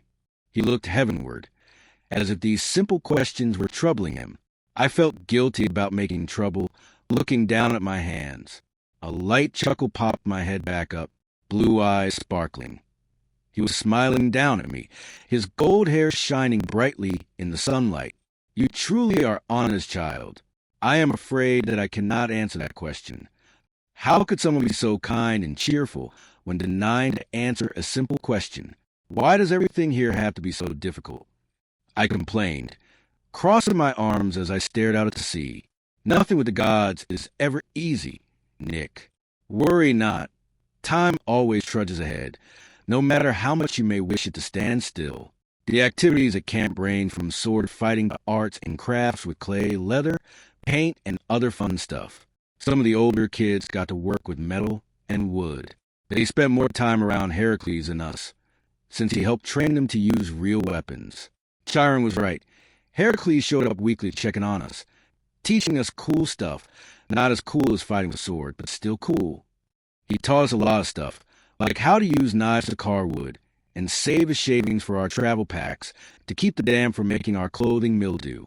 He took us hiking a lot, with lessons of how to hunt and forage along the way. The first lesson mainly consisted of how to stay out of the muddy areas that ripped your shoes off of your feet when you got sucked in. That happened to me a lot. I went through 2 new pairs of shoes a week until I figured out the differences between the darker, smellier areas and the places where ground was lighter was dry, dark was wet. Normally Chiron led hikes, but what with all the little kids at camp? He had taken over babysitting, watching those of us at the greatest risk for running away and getting injured. Being half horse had the kids mesmerized. Ariana was jealous of his golden, curly hair. She spent hours helping brush out his tail and mane with the others while Chiron explained basic rules of life at camp. Giving them rides around the flower fields entertained them all day. While New Olympus had plenty of stores, we weren't allowed in town to shop until we had control over our abilities. My fear of no grocery shopping ended up being true. Heracles showed us that Camp Heracles grew its own food, which was interesting, considering our teachers were primarily Oreads, Naiads, and Dryads, nymphs who taught us about irrigation and knew all about nature. Some of the other kids laughed when we asked stupid questions during our lessons. They had been here longer than us, had grown up on land, and knew what usefulness dirt served. One day, as the whole camp was working the farms, I got to meet the older campers. I had seen them from time to time during daily activities, but never been around all of them at once. I was helping collect cucumbers and lettuce, since I was considered responsible enough to use a knife to cut them from the base, allowing the plant to regrow. A group of teenagers walked around the corner of the fence. They were bigger and stronger, so their task was picking up baskets of fruit and vegetables after we filled them, loading them into the back of the wagons. Yeah, we had horse-drawn wagons. Cars were exclusive to the city. Maybe the gods were worried we would try to drive away from camp. From away some of the others grumbled about child labor laws. I figured that was probably true. My 13th birthday was coming up in a few months. Even though I tried to pay attention to them too much, I couldn't help noticing how all the teenagers were taller than me. Some of the boys who had been in my tent a month ago had moved into tent 13. I'm not going to lie, I was jealous. I wanted to be in that tent too. Everyone from a teenage group was undeniably cool. Between the better jobs around camp, training with a real sword, and senior-esque status, as Chiron put it, I couldn't help looking up to them. It wasn't fair. I have a sword, and I'm only allowed to look at it. The one time I took it to an arena, Chiron picked me up by the back of my shirt and marched me out the door, taking away my sword because I wasn't old enough to use it yet. It was humiliating. So yes, I might have been watching them like a stalker, counting down the days until my birthday. It didn't help that, instead of seeing Khan on his birthday, I got a letter that popped out of the air while I was at lunch. Apparently Heracles had taught him how to drive a car and, on his 16th birthday, gave him a car to get around town. He would have visited, except cars weren't allowed at camp at all. A postscript note mentioned that Heracles thought it would be best if he kept his distance from us, since there are 3 of us without a claimed father. I wasn't sure what I wanted more, to know who our father is, or to be 13, so I could use my sword. The fact that our father hadn't come to visit us, even after Mom died and our lives were nearly lost in the hunt, made me bitter. If he didn't care about us, why should I care about knowing who he was? Why did the gods care so much about who I was related to anyway? A flash of white had me turning my head, and calling out to Chiron, lifting up my lettuce to show it off. A knife was only one step away from a sword. I cut it perfect, and my knife spin was perfect too. Instead of seeing Chiron smiling down at me, all the teenagers started laughing. That's a bounty worthy of Olympus. A tall guy joked, shoving his friend on the shoulder. I'll go up to Heracles and say, "This is our camp's prize lettuce. It's legendary." "I'd like to see you carry those baskets into New Olympus first, Mike." His friend picked up 2 stacks of baskets that were stacked, carrying 4 out past the fence. "Show off." While their laughter had them in good spirits, I went bright red with humiliation. We have the rest of the weekend to collect all of this food. All weekend. His smile turned to a frown as he pondered that. No one else had been as excited as me at working here. They kept complaining. Now I was standing like an idiot, happy about something the others loathed. Also, Chiron wasn't here. Not at this part of the farm anyway. The white I had seen was wings. A tan girl with wavy light brown hair was arguing with her friends. She had her back to me, revealing 2 white, downy wings. Why was she wearing a costume? Was there a party coming up that I hadn't been told about? She looked vaguely familiar. I had seen her face in the middle of the crowd of older campers. I wasn't popular, so that wouldn't surprise me that I didn't know about a party. "I'll tell the nymphs you think lettuce is stupid," she called out loudly. At that, the guy, Michael, immediately shut up. "You wouldn't dare." He didn't sound confident anymore. "Laugh at all of our hard work again, and I will. Go catch up with Alex." While they took the baskets, moving on to talking about combat training and what kind of weapons they wanted, she turned and looked back at us. I was so surprised when her wings fluttered that the lettuce fell out of my hands. "Not a costume. Are you an angel?" The words came out of my mouth before I realized I had said anything. The others were looking up now. "Whoa! How do I get wings?" The girl next to me wiped her muddy hands on her jeans. "Can I get them in pink?" Shoulders coming up, the girl with the wings turned away from us, lifting a basket and walking stiffly as everyone in her group roared with laughter. "You kids have so much to learn," Mike howled. Part of me wanted to argue with him. The other part thought back to reading about the Argonauts. There had been 2 siblings with wings mentioned. I guess that part wasn't made up. If people could have wings, no, not people, mortal tools. Maybe I wasn't ready for the next tent. After all, I wasn't anyone special. What else did the older kids know? Could they do that I couldn't, aside from flying and using swords? Knowing Dad wasn't my father, that the 2 terms suddenly had distinct differences, was keeping me up at night. Moments like this had me questioning my whole life. If I knew who my father was, going to the older tent wouldn't worry me so much. A lot of kids knew who their parents were. Some, like me, didn't. Having a sword made me stand out. Not being able to use it made me a laughingstock. Having 2 siblings made the 3 of us a topic of scandal. Not that I would change that. I loved Con and Ariana most of the time. For the next couple of months, I got to spend a lot of time at the farms, growing stuff like watermelons. When Ariana and I shared them, we took turns spitting out seeds to see who could get them the farthest. She won. Being on land was a new experience for us. Neither of us had ever been able to access open space longer than the deck of the Princess Andromeda. Every day we got to go on jogs through the forest with Chiron and Dryads, who were surprisingly fast for women, who could turn in and out of being trees. The forest was full of animals and all sorts of distracting plants, which each nymph was happy to explain to us. Mostly me. Ariana liked play in the forest and only cared for how pretty a flower was, not what it could be used for. She always ended up running off to the beach. While an exotic experience, the forest didn't have a chance against mermaids. That's what they let us call them, though it seemed to annoy them. Otherwise, she was out with the chickens. While the goal was to gather eggs, she and the other little kids mostly chased the chickens. Not that any of the older campers minded. It kept the little kids busy. Some local farms let us work in exchange for meat and milk, so I got to work with pigs, cows, goats, and horses on a weekly basis. The animals were friendly and would let us pet them.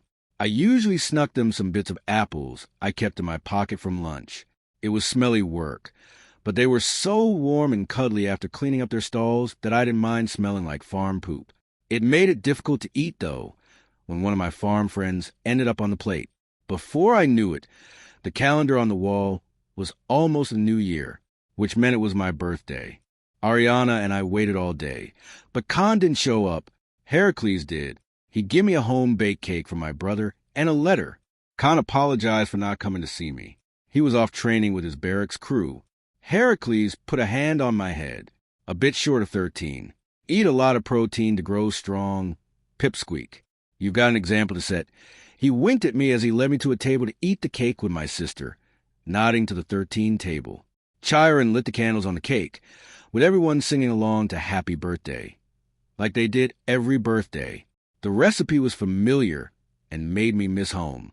As every camper laughed and ate the cake, I was guided to the 13 table.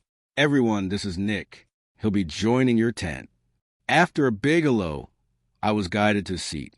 It was difficult to act like I noticed the other table looking down at me, wondering how a midget like me was a teenager.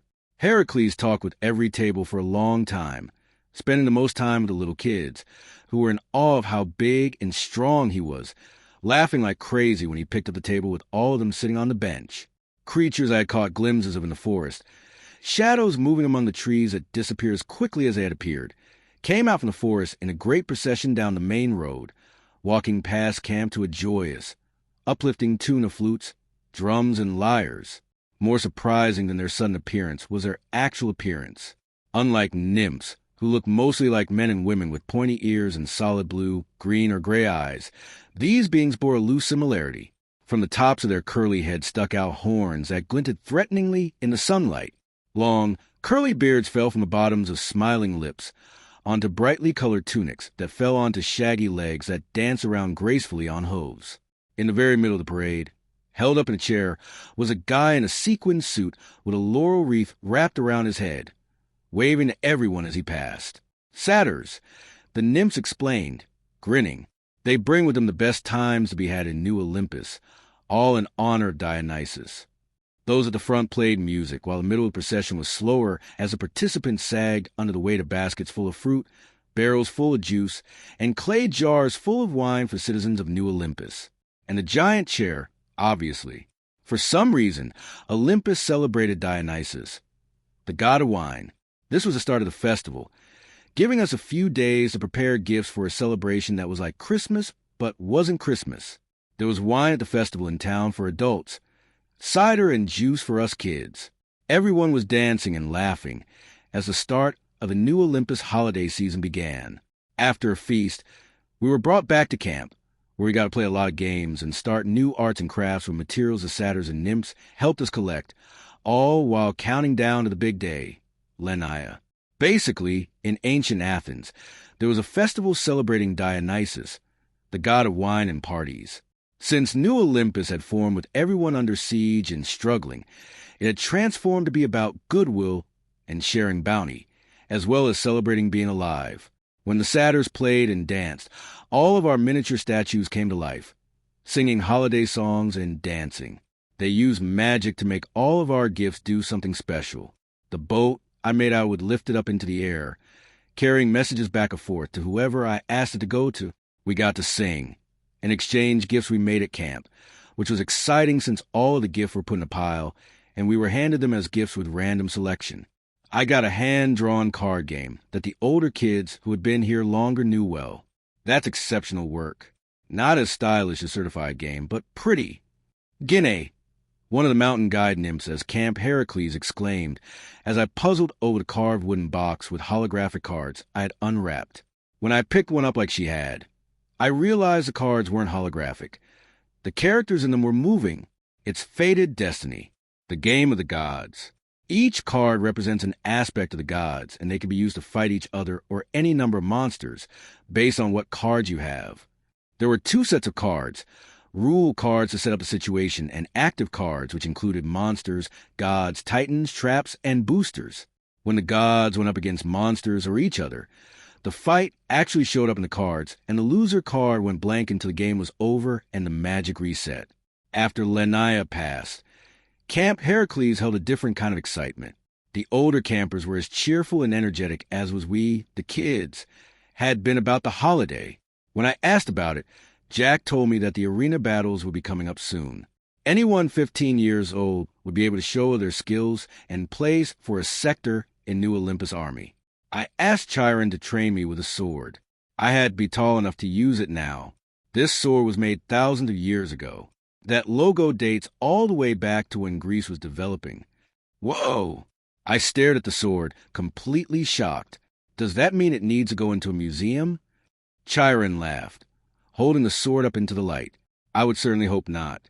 Ancient weapons do not fare well when left among the general public. Your family's lineage goes back to the ancient times. Silver is the best metal for versatility in fighting. Usually the descendants of the ocean have bronze or copper, as the metal holds up better against rust with proper care. He handed me the sword. It was heavy and long. As a two-handed blade, you will need to be taller to properly fight with this weapon. Both hands on the pommel, as so. He was right. I was holding the pommel the way he instructed, moving my hands further apart over the leather grip. The top of the sword was heavy, dipping down to the ground. Almost 6 months in Olympus, and I still couldn't use the sword Sophia had given me. He had me training with real weapons now, a one-handed sword and a shield. I had hoped I would be tall enough now, since I grew 2 inches. It didn't sound like a lot, but I was taller, just not tall enough to use the cool weapon I had been given. Now that I knew how special it was, I was going to have to ask some of the campers if they had a potion to help me grow taller or just grow up. Ariana was happy to see me enter the dining pavilion for dinner. She waved for me to sit down with her. Her table was all little kids. I had to ask Milo, my counselor, if I could be by my little sister for a while. It was weird having to ask for permission to be with my family for dinner. Honestly, I got turned down a lot. The counselors were pretty strict about what we could and could not do. She still kept trying to leave to find Mom. So Milo let me sit by her about twice a week to make her behave. The next morning after breakfast, Chiron came over to me and then picked up Ariana. You two have a visitor. When we saw him on the beach, both of us ran, hugging him. Khan, where have you been? His smile was tight. He had bruises all over his face and arms. I've been training. What about you two? Ariana immediately went into a huge exposition about everything she was doing, how she had met mermaids at the beach. We walked along the sandy shores together. Khan ended up picking up Ariana after she got tired from running around. What about you, Nick? I've been training and studying. I admitted, I learned that the sword you gave me is super ancient. He grinned. Yeah, the swords are magic. Once you've been given one, they'll always be yours. Like the keys. That's how you had it that night. I asked, stopping. Yeah, but I want a better sword. Mine was a hand-me-down, not crafted for me. So he shrugged, gesturing to his face and arms. It's not the best fit for combat. It's come past it just enough to brush me. Khan scratched his chin, squinting. It's hard to explain. It's supposed to be unique when you find the right one. I've been through the entire armory searching for my fit. They might have to forge a weapon for me. Did that mean Chiron was wrong about me growing into my weapon? Before I could ask, Khan stopped, sitting in the sand. He set Ariana next to him, then leaned back, laying one arm over his eyes. Look, this visit isn't he sighed. The gods have a competition coming up on New Year's Eve. I have to compete to find what unit I'll be placed in. After I'm placed, I'll be gone for a long time. Months, maybe a year. The missions that are going on are dangerous. Will you be okay? I'll try to be okay. He was taking on so much just to keep us safe. He had the option to say no, to walk away with us. Our safety was coming at the cost of his freedom, possibly his own life. Do you want to try the sword I got? It's too big for me. He shook his head, lifting up his arm to give me an amused smirk. Nick, pretty much all the real swords are too big for you. Hey, was he calling me short? Before I could tell him off, he rolled over onto me, tickling me. As hard as I fought, I had to cry uncle to get him off. We all laid in the sand for a long time after that. Will they forge you a weapon before this competition? No. The most they can do is give me a balanced sword, but nothing magic. They have to see my fighting style to make a specialized core and complementary metal. I'm strong enough for that. Regular swords just don't feel right. It's like tension inside me wants out and doesn't have an outlet. They said that's my power trying to get out. It can be the difference between killing a monster or being a meal. So this would determine if he was a regular soldier or a specialized soldier. Who are you competing against? Not who, what? I have to fight monsters to get my placement. My combat style, strengths, and weaknesses will all be assessed.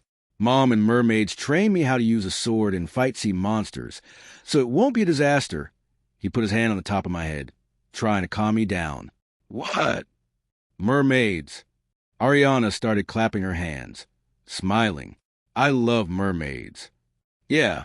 Well, not all mermaids look like the ones you're used to, Ariana. Some do, but, well, there's different species. Let's save that meet and greet for a later day when you can swim better, because we know how big waves are out in the ocean, right? She nodded eagerly. What do you mean you fought sea monsters? When? Where? How? He raised his eyebrows. I fought sea monsters while we were out at sea, usually late at night, in the ocean, by stabbing them with the sharp end of my sword. Has Chiron taught you anything? What? Laughing, he rolled over, facing me. You were asleep at the time, Nick. It's not something that you would have wanted to get involved in. Mostly sea serpents coming up to eat ships at night, when they could see the ship lights. Is it a test of fighting sea monsters? He frowned. Probably not. I've spent the last 6 months training in other forms of combat. I'll do my best. Will you please try to use my sword? It uses Greek fire to burn monsters to ashes. His green eyes widened. Greek fire? That burns underwater. Fully self-contained. But it's your sword, Nick. I want you to have that protection. I bit my lip. It doesn't feel right. Chiron said I would grow into it. Khan looked at me for a long time. It's just a gut feeling. Like having 2 puzzle pieces that look like they should go together, but don't snap. Exactly. Khan was the best. He sighed, running a hand through his hair. I want to make a promise with you. If I try this sword and it doesn't fit, you keep it with you. Greek fire cores are rare. There's very few weapons masters capable of crafting them nowadays. Deal. We shook on it. I ran to my tent, pulling out the sword. Once I was back on the beach, I handed it to Khan. He ran his hands over the sheath before pulling the sword, dropping the sheath into the sand. Beautiful, he breathed, his fingers going up the blade. Pure silver. That's the best for killing werewolves. It works well against the monsters of the underworld as well, since its power is purity. And the core has Greek fire. We need to test it out. Khan smiled widely, looking reckless and carefree for the first time in forever. I remember him looking like that, back before Dad died. I heard that there's an arena here. We say we asked Chiron if we can use it. Chiron agreed, leading us into the empty arena. Ariana was on his back, making small braids out of his long hair. You can fight whichever monster you choose. I will be in the stands with these 2. Bow at the ready should you need assistance. Khan waved up at us as he looked over a wide array of gates down a long hallway at the end of the arena. He chose something from a dark corner. The gate was bent out of shape. Whatever was inside, it was big and dark. Chiron grimaced. I suppose that I should not be surprised, considering what you 3 have been through. I hope his training has been adequate. He pulled out a bow and a single silver arrow from a quiver on his back, which had different colored ends. The counselors let Khan walk into the middle of the arena. They pulled on some levers and chains, opening up the door of that chamber. Snapping jarred me with an impeding sense of dread, each one making me flinch. With a howl that made my hair stand on end, the shadow grew, becoming as tall as the hallway it was in. It was deep, feral, familiar, a werewolf. I jumped up from my seat, terrified. Stop. Put it back in the cage. Nobody did anything. The arena was so big my screams echoed and vanished. No one could do anything even if they had listened. The werewolf became a streak of darkness, slicing through the air, colliding with Khan. Something green flashed from the side of the werewolf. Flames shot up, burying Khan. Horrified, I screamed, covering my face. This wasn't supposed to happen. Greek fire was supposed to kill monsters, not Khan. But that was the danger of Greek fire. Once there was flame, it would spread fire to anything it touched. Chiron reached down, holding my shoulder. It's all right, Nick. He managed to roll, avoiding the fire. Khan is adept with this particular weapon. Gentle hands pulled at my arms. Above my fingers was Khan, running around the arena, spinning a long, flaming sword. He started to laugh. Relieved, I leaned back in my seat, too weak-kneed to stand up. I couldn't lose Khan. Embarrassed at my reaction, I wiped my eyes, avoiding Chiron's gaze. It's okay to be afraid. Fear helps us know what we value and where we can grow. If that was true, I had a lot of growing to do. Everything about Olympus and my new life scared me. Ariana, thankfully, had been given a sleep serum after we had been seated. She was here for moral support and, to be honest, Chiron knew she would have snuck off if she knew we were somewhere without her. If she had been awake, her screams would have woken the dead and distracted everyone, including the werewolf. It's perfect, Nick. Perfect balance, perfect reach. And the Greek fire. He threw the sword up, whooping. The arena won't be a problem for me. Not with Athena. Ooh. Chiron chuckled. You know the weapon is your fit when you hear its name. What? I cleared my throat. What does Athena mean? I asked loudly, hoping Khan would hear me. Oh, yeah, those werewolves better watch out. I'm coming for them. He kept swinging the flaming sword around, heedless of possibly catching his pants on fire. It means burning, Chiron explained. Not just in the literal sense. In this situation, this weapon demands a desire to protect. Silver and Greek fire, the most powerful weapons to fight monsters of all creeds. Khan's a natural-born defender, and for him to discover the name of the sword is aligned with the weapon. Fighting this werewolf was nothing compared to what he had to battle at the competition. By the time he was done, the whole city had to be shaking with cheers. Everyone from camp was asking if I could get them my awesome Big Bother's autograph. It felt like the arena might fall apart with how much people were jumping and shouting. People love Khan. I was glad he was being recognized for how awesome he was, and all the hard work he had put into being so good. Chapter 7. Pythia. Khan. After the arena, there was a big party being held in the center of the city that everyone was invited to attend. I was talking to some guys around my age, maybe a few years older. Jack, one of Nick's friends, had me sign his t-shirt and was so excited. He took his shirt off to make sure it didn't get stained or torn in the mayhem of the party. Your brother is so cool. I want to learn to fight like that. He grabbed a breadstick from the table, tossing one to Nick. They started battling each other, laughing when one of the pieces broke. There were a lot of people here. Chiron had said the city had more civilians now than it had in over 1,000 years, with the hunt forcing so many half-bloods and their families into hiding. After a while, drums sounded, breaking the celebration with an ominous air. Everyone parted, leaving the main road from Olympus open. A group of gods were walking Main Street. They had an aura of power, of danger. I reached up, rubbing my eyes. Sometimes when I got tired, my eyes started playing tricks on me. After looking back up, the ominous glow was still there, all except for one. She was a tall teenage girl with curly brown hair. This group made it up to the center of the park, where there was a stage. A guy with a blue suit stepped forward. Welcome, guests of New Olympus. We have been lucky enough to have an excellent lineup of mortal tools this year. The crowd went wild. Once everyone had become quiet, he continued. The placements will be announced tonight. For those who are the most courageous, have the most potential for loyalty and success tomorrow, we will send our best mortal tools out on a quest. The audience murmured. This seemed like an unexpected and unwelcome surprise. We know that the Romans are mobilizing again. Asteria transformed back from an island into a Titaness. However, she remains in a deep sleep. The Romans are holding her captive. We will assemble a team of mortal tools to rescue her. They seem to think that she can guarantee them power over the entire world, if she helps them eliminate us with her and her parents' power of prophecy. Please, quiet down. He waited until the audience was silent. Pythia and Nell will guide us as to what will come next.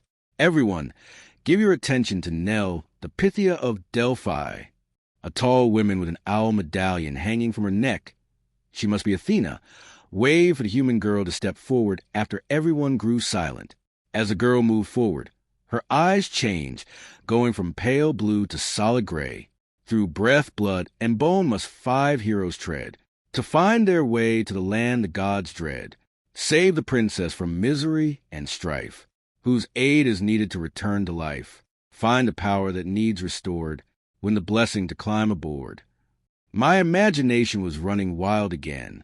I could swear that those creepy gray eyes were staring at me, but those weren't the girl's eyes.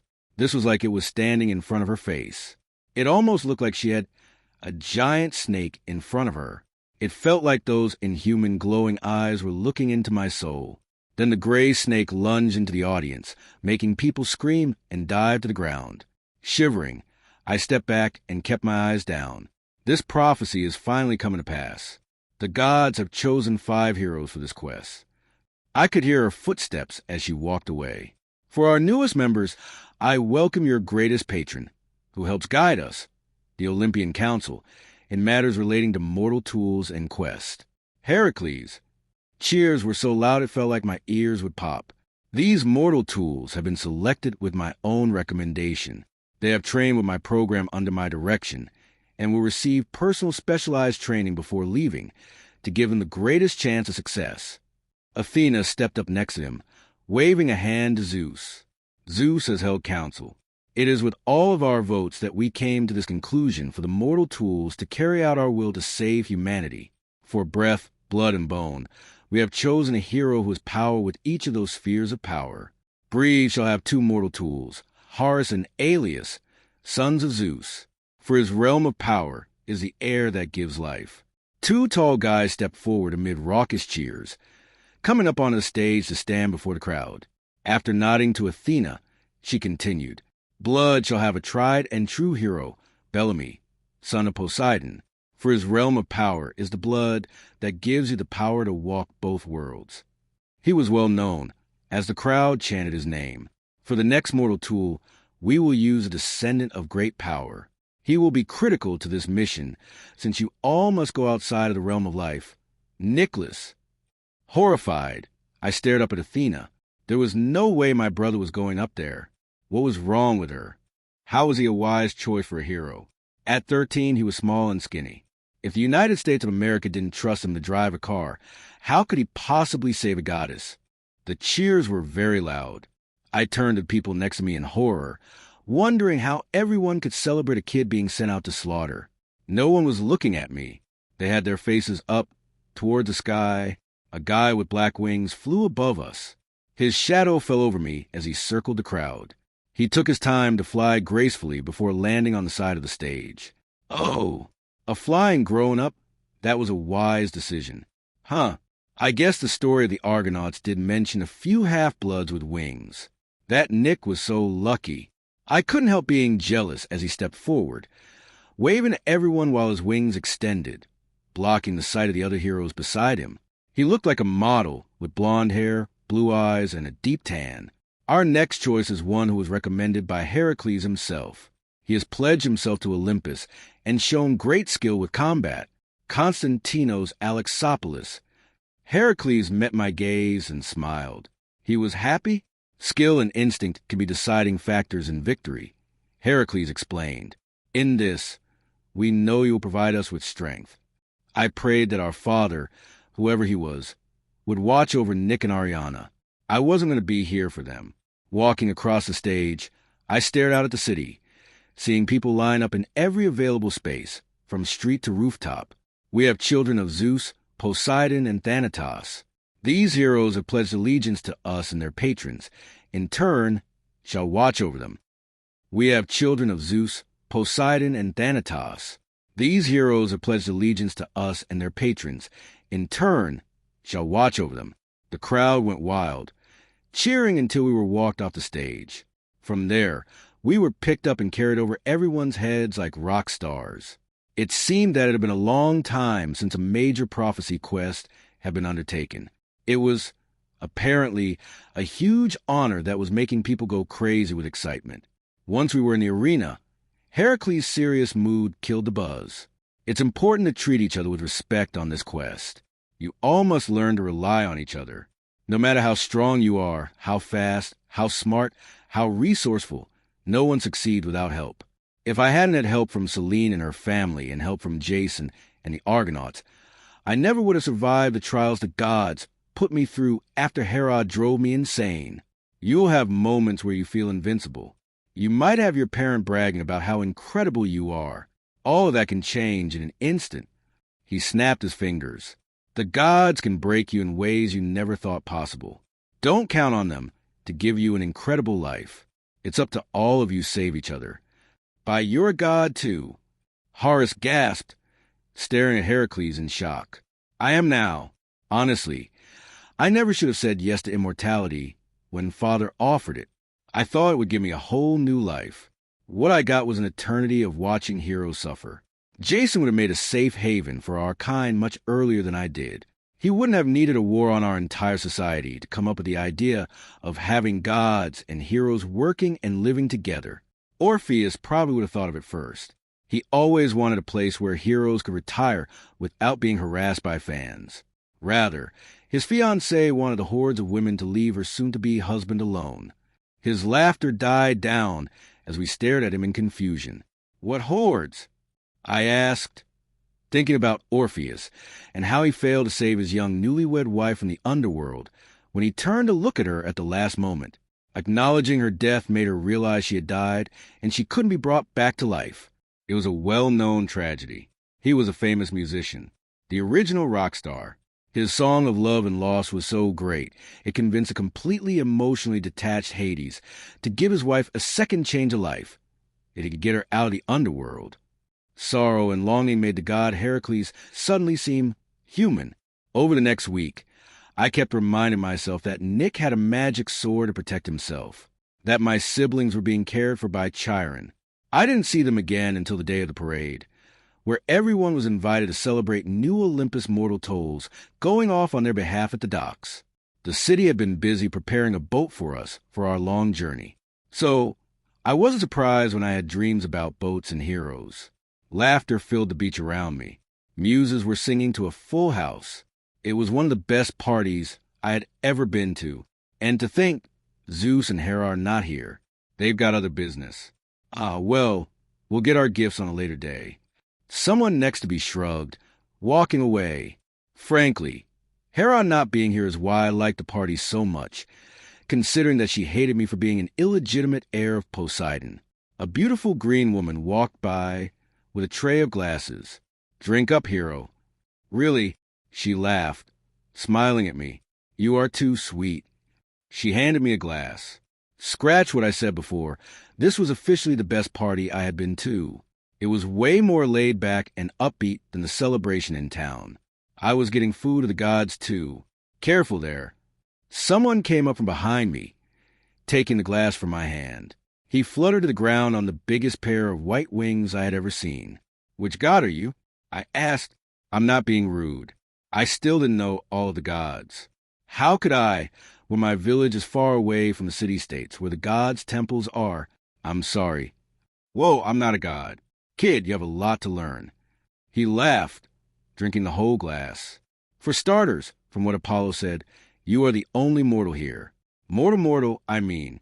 My brother and I and all of the other heroes who just got recognized are half-bloods. That means we can eat and drink the food of the gods. Avoid the stuff that smells so good your head gets fuzzy. This nectar and the ambrosia will kill you, overwhelm your mortal heart. What?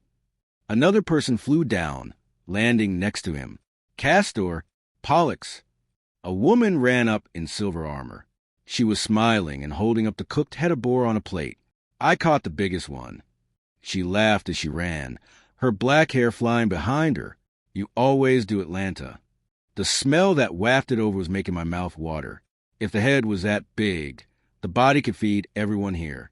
Am I allowed to eat that? I prayed that the answer was yes. I was very hungry. I'm pretty sure I had drool dripping down my chin. That is regular food. The best immortal food you can ever hope to have. Let's sit down. Now, they said you were from some village and took out a bunch of hellhounds? How'd you manage that? Wait, what do you mean he can't eat it? He's mortal. It'll kill him. All three of them stared at me while I looked down at the food, completely horrified. After a tense moment, they started laughing. The look on your face. Atlanta put an arm on my shoulder. Relax. The food won't kill you, as long as you don't get obsessed with it and waste away. The huntress stared at me. How'd you end up here without being born of the gods? You're very young. They guided me to a table where we all ate and drank. By the time I had a pause, I was too thirsty to talk. A dryad was nice enough to give me a pitcher of water so that I didn't die. When a god in a purple robe offered me wine, it was with great willpower that I turned it down. He got mad and turned my entire pitcher red. It smelled so bitter I had to turn my head away, but smiled even as my nose was on fire. Thank you for the wine. He nodded his head, walking away. You turned down wine from Dionysus? Atlanta scoffed. The two winged brothers were draining the pitcher into their glasses. My mother and father said that I should not drink until after I am married. Otherwise, I might take up bad habits. A wife will make sure I do not drink too much or too often. Castor, the older brother, dropped his glass. Your mother and father, how old are you, kid? I turned 15 a month ago. Barely an adult, Castor mumbled. Stick with us. We'll show you how to live. The younger one who spoke now was Pollux. Both had the same mischievous smile and white wings. I have to get home and tend to my flock. The nearby guests burst into laughter. Maybe I should not have come to Olympus. My parents warned me to not turn down an invitation from the gods, or else I might bring down a curse on the village. I saved my village and flock of sheep from hellhounds, so I was invited to be a hero for Olympus. Someone got up from a nearby table, placing a chair next to me. I grew up in the forest, so I guess we're both outsiders. Jason, he shook my hand, smiling. He didn't look much older than me. Endymion, why is a farm boy at a party for heroes? Surely Apollo has not brought him with to join the secret mission he has not been coy about. The voice was deep. Whoever it belonged to was surely a mountain of a man. Even I, who am friends with him and his sister. Orion, I'm sure you've heard of me. If Apollo invited him, do you really want to harass his guests? Castor stated, rolling his fork between his fingers. It's a friendly get-together, man, Pollux explained, holding up a cup of wine. Have a drink. The drink was stolen swiftly. Don't think for a minute that you will be on my quest. They haven't named the leader of the quest, Atlanta explained. No one here has the amulet of Hera. That's part of the prophecy. I heard it straight from the oracle herself. Atlanta explained. He still is not here? How long do they expect me to stay around waiting? I've got a whole list of jobs I've been hired to complete. Relax, Orion. Enjoy the party. He pulled out the chair next to me. My head only went to his shoulder when I stood up to shake his hand. Get back to eating meat, kid. You need to gain some weight if you expect to fight monsters. I can't wait to tell everyone in village that I met you and that we need to eat more sheep and boars to get muscles. I will eat more meat. Thank you. He gave me an oddly amused look, relaxing his shoulders. He sat down at the table, ordering a whole cow. They seriously invited a mortal. Are you old enough to be going on a quest? He asked as he waited. You would know if you showed up on time. Atlanta poked an accusing finger at him. How does that look for being chosen? He shrugged, filling up a glass with wine. I could miss this entire party, and they would still take me with. I'm Orion. You are Orion. He stared at me, waiting for me to say something. Oh, I'm here because I killed an entire pack of hellhounds. He set down his goblet. An entire pack? He asked, his blue eyes wide with astonishment. Did you really defeat a monster with horns? Yes, I did. How did you kill a pack of hellhounds? I made traps for them and lured them with food. They fell onto spikes. How did you kill the horn monster? Spikes. You jabbed him with spikes. Amazing. How big was he? I heard he was as big as a boat. No. I tore off his horns and stabbed him with both of them. He waved a hand as big as my dinner plate dismissively. Why didn't the hellhounds travel away from the spikes? They see in the dark. I used the skin of a cow with blood and hay to conceal the spikes. The weaker ones ran at them, fighting over food. The innards were left in another stack with spikes and ground under it that the bigger hellhounds fell onto. I noticed that they never travel away after the prey is dead. The alpha gets to eat first and goes to the heart and liver. I set those off to the side with the liver in the trees, since they dragged their portion away, and put spikes that fell from above. With him off on his own, the others ran for the remaining food. They died. Atlanta laughed hysterically, just like wolves. Who knew? Orion raised his eyebrows. I can drink to that. He handed me a cup. I'm parent said I'm not supposed to drink until I'm married. Zeus and Hera are here. Whispers broke up all conversations. Lord Zeus and Lady Hera. I brought presents to honor them. I hope Lady Hera can help me find a wife as great as she, so I might find a happiness and prosperity Zeus has with her. Orion stared at me like I was crazy. How old are you? He asked, scratching his beard. Why does everyone keep asking me that?